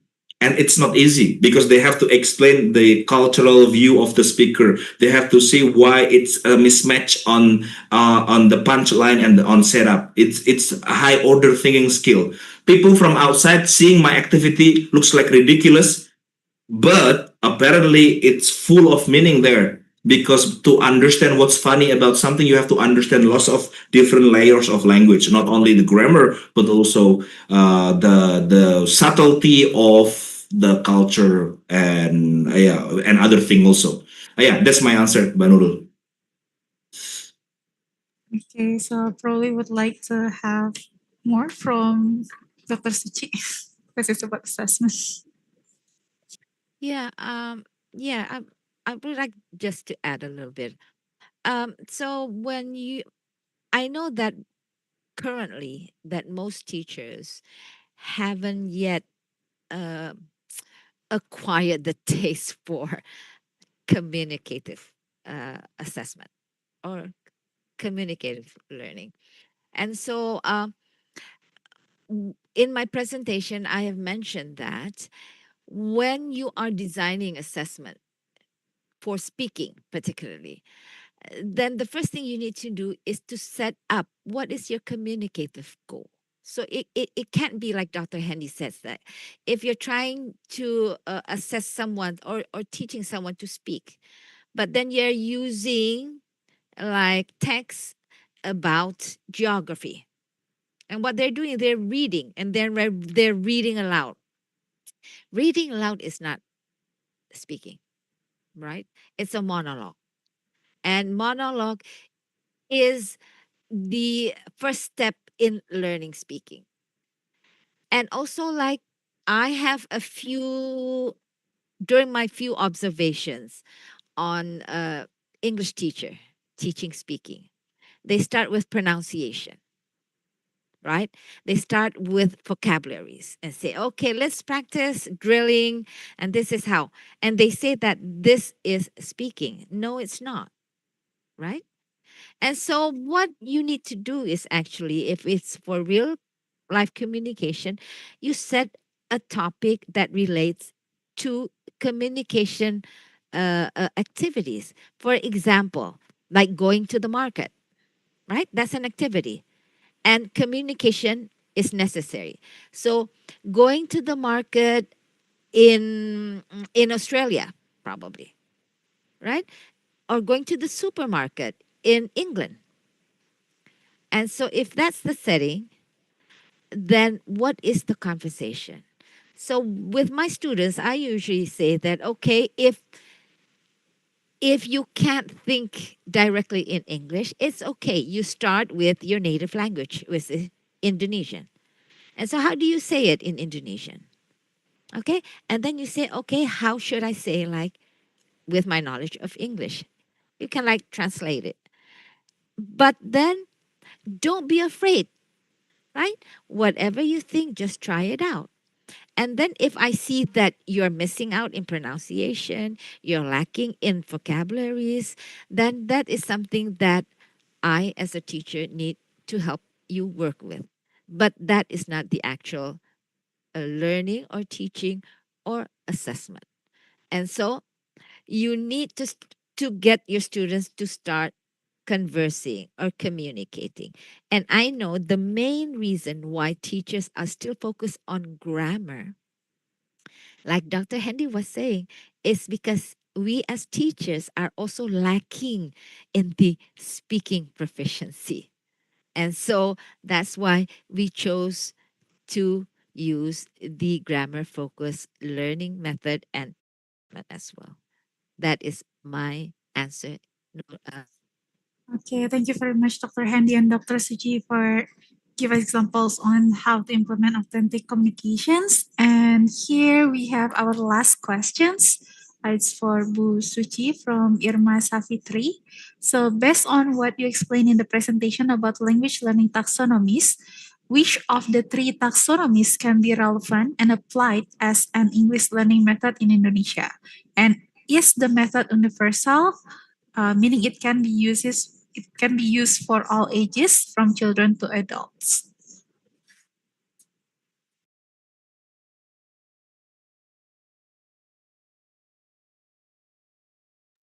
Oh, unmute, ma'am. Yes, right.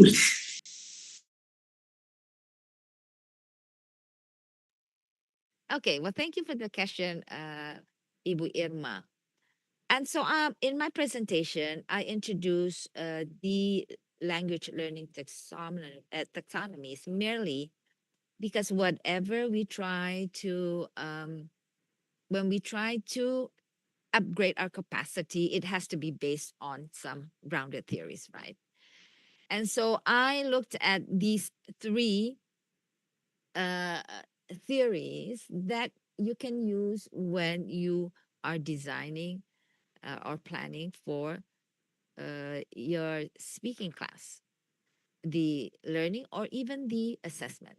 And so the Bloom taxonomy is used when you are trying to define at which level of uh, cognitive thinking should we introduce the English language. Like, for example, if it is speaking, then at what level should they just remember? No, they should create, right? And in creating, they need to evaluate, they need to know the vocabularies, they need to know the structure, they need to know, and they need to practice. So that's for the cognitive level. And it's for the learning, um, hold on a second.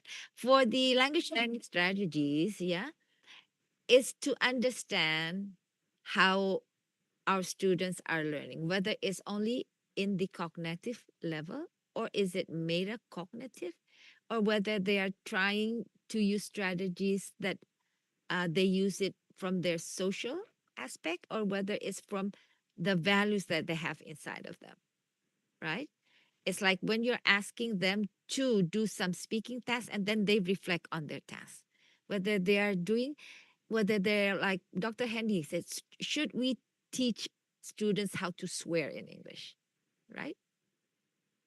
And so that requires not just understanding of the language itself, but also understanding the context, the culture, how it is used, and how it affects people, what the values are in those swear vocabularies. Okay.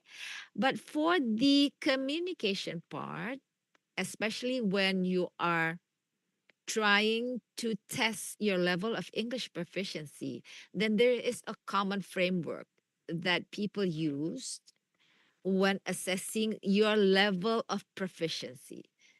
Proficiency in terms of the whole language, the speaking, reading, listening, writing, right? The CFR communicative activities, this is especially for speaking.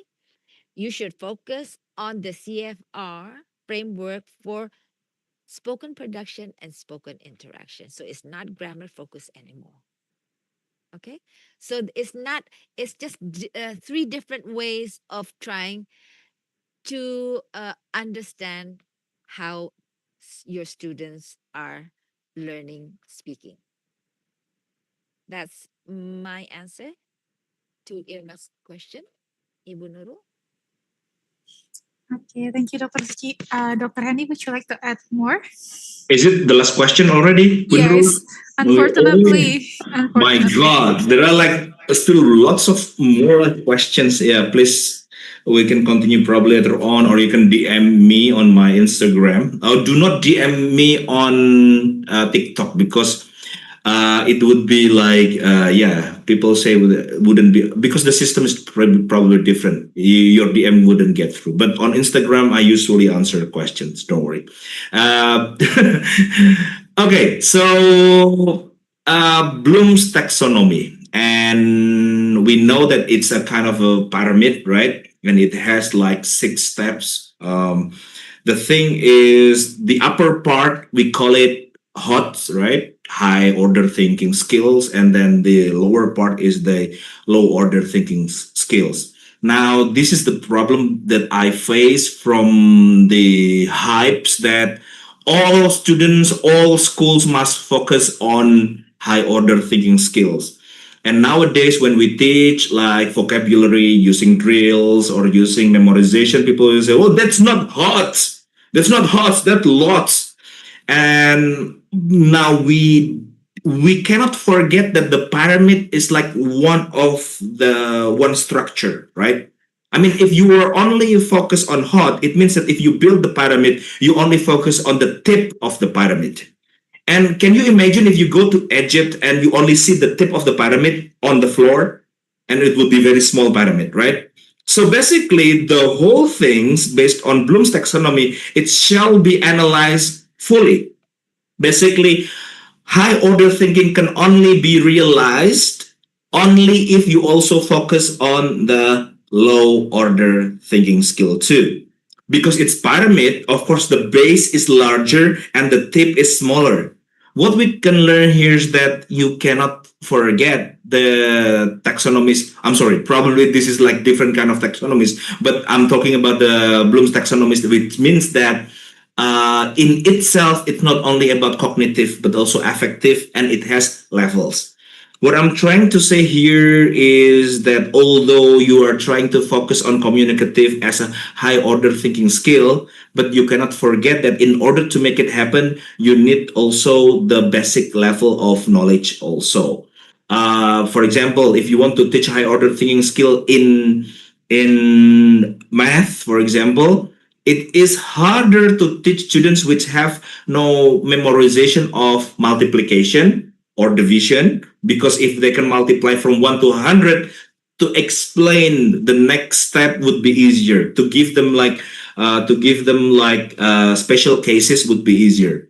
Also in English, also in language, to teach students with big vocab or lots of words in their sleeves would be easier compared to the students with little vocab. So I want you to think that, like Bu Suci says, that you have to measure the current ability of your students and give them the combination of this taxonomy. And then after that, you also have to think that this is not a kind of a universal method. It's kind of a universal approach. The method could be different from each class and the different types of students. What I want you to focus, guys, here is that in order to achieve high order taxonomy, you still need the basic level of knowledge. And this is my statement, and probably some people wouldn't like.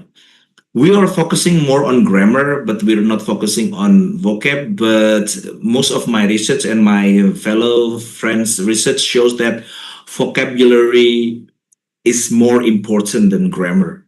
You cannot really start to use your grammar without filling in the words that inside of the grammar itself.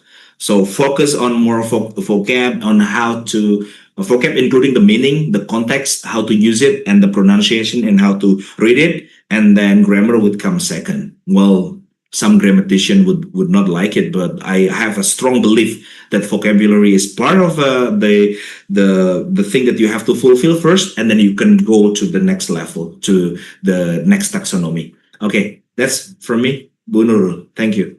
Okay, thank you very much, Dr. Suci and Dr. Hendi, for answering our last questions. And we are grateful for all of the questions in the chat and also in the Q&A sessions. Unfortunately, our time is limited, so you can direct message Dr. Hendi or Dr. Suci, or you can also contact us later. And now it's time for us to announce the best questions. So we already have 3 names from our speakers and also committee. So drum rolls. Ta-da-dam. Our first best questions comes from Peter from Timor University, asking about how to overcome students interactions during the speaking. And the second, we have Karisma Puji about how to implement authentic communications. And our third best questions comes from Irma Savitri, talking about implementing language learning taxonomy. So give big applause and reactions to all best questions, and also for everyone who asked questions, and also for everyone who stay tuned with us until we have 227 right now. Wow. Big applause for our speakers. And also, reminder for the winners for the best questions, please send direct message to our department number. We will share in the chat, or direct message us in our Instagram account at pbis_fkiput. And for those who are not lucky enough today, there are other events by our English Education Department. So follow our Instagram account at pbis_fkiput for updates. Okay, so thank you again for our distinguished speakers for the enlightening presentation and valuable insights. So Dr. Hendi has highlighted the approach, implementation, challenge, and recommendation in teaching English proficiency, and Dr. Suci has shared the principal types, how to design supporting tools, and the implementation of authentic speaking assessment. So together, these presentations have given us a complete package as teachers, educators, or people who want to improve our English proficiency in speaking. So we know how to improve our English, and we know how it will be assessed. So that concludes our presentation sessions. And now I would like to return the baton to our MC, Bu Hidayah. So Bu Hidayah, the screen is yours. All right, thank you very much, Ms. Nurul. Such a great, informative, and insightful discussion we have today. Once again, we apologize that we cannot read the question one by one because the time is running out. All right, thank you once again to our speakers and moderator for such an informative and engaging discussion. Please give them another applause. Okay, before we conclude the event, we would like to invite Ibu Isti Rohya our Vice Dean for Finance Resource and General Affairs to present certificates for appreciation to our esteemed speakers virtually. First, we would like to present the certificate for Dr. Hendi, S.Pd. M.A. Okay, to Dr. Hendi Pratama, I think your expertise and passion for teaching, speaking are truly inspiring. Even I will follow you, even though it's too late for me. Well, it's very, very too late for me, but I will try to looking for your Instagram. And thank you very much. And please accept this certificate as appreciation. Thank you, Bu Isti. Yeah, Thank you once very again, much. thank you for your participation and making this webinar very successful. Thank you. I accept the certificate. All right, Dr. Hendi. Next, we would like to present the certificate for Suci Madiarti Isman, M.A. Ph.D. Please, give the certificate to Ibu Suci.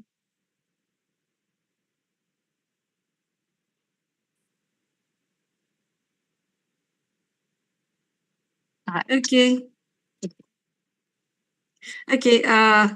This is my great pleasure to present this certificate for of appreciation to my colleagues, Dr. Suci Isman, for your outstanding presentation, and let let my thing bloom again. Okay. Thank you very much. Thank you, Ibu Isti, Okay. for being with us throughout the webinar. It has been a pleasure to have you as representative of the faculty and accept the Most welcome. certification. Thank you. Most welcome. Okay. Thank you, Bu Hidayah. Right. Thank you very much, Ibu Suci, for giving the certificate virtually. All right. We kindly inform to all the participants here, please fill out the online feedback code or click the link shared by the committee in the chat window. We also inform it will be better for you to use your Gmail account. Use Gmail account. So the certificate will be sent to the registered participants who attend.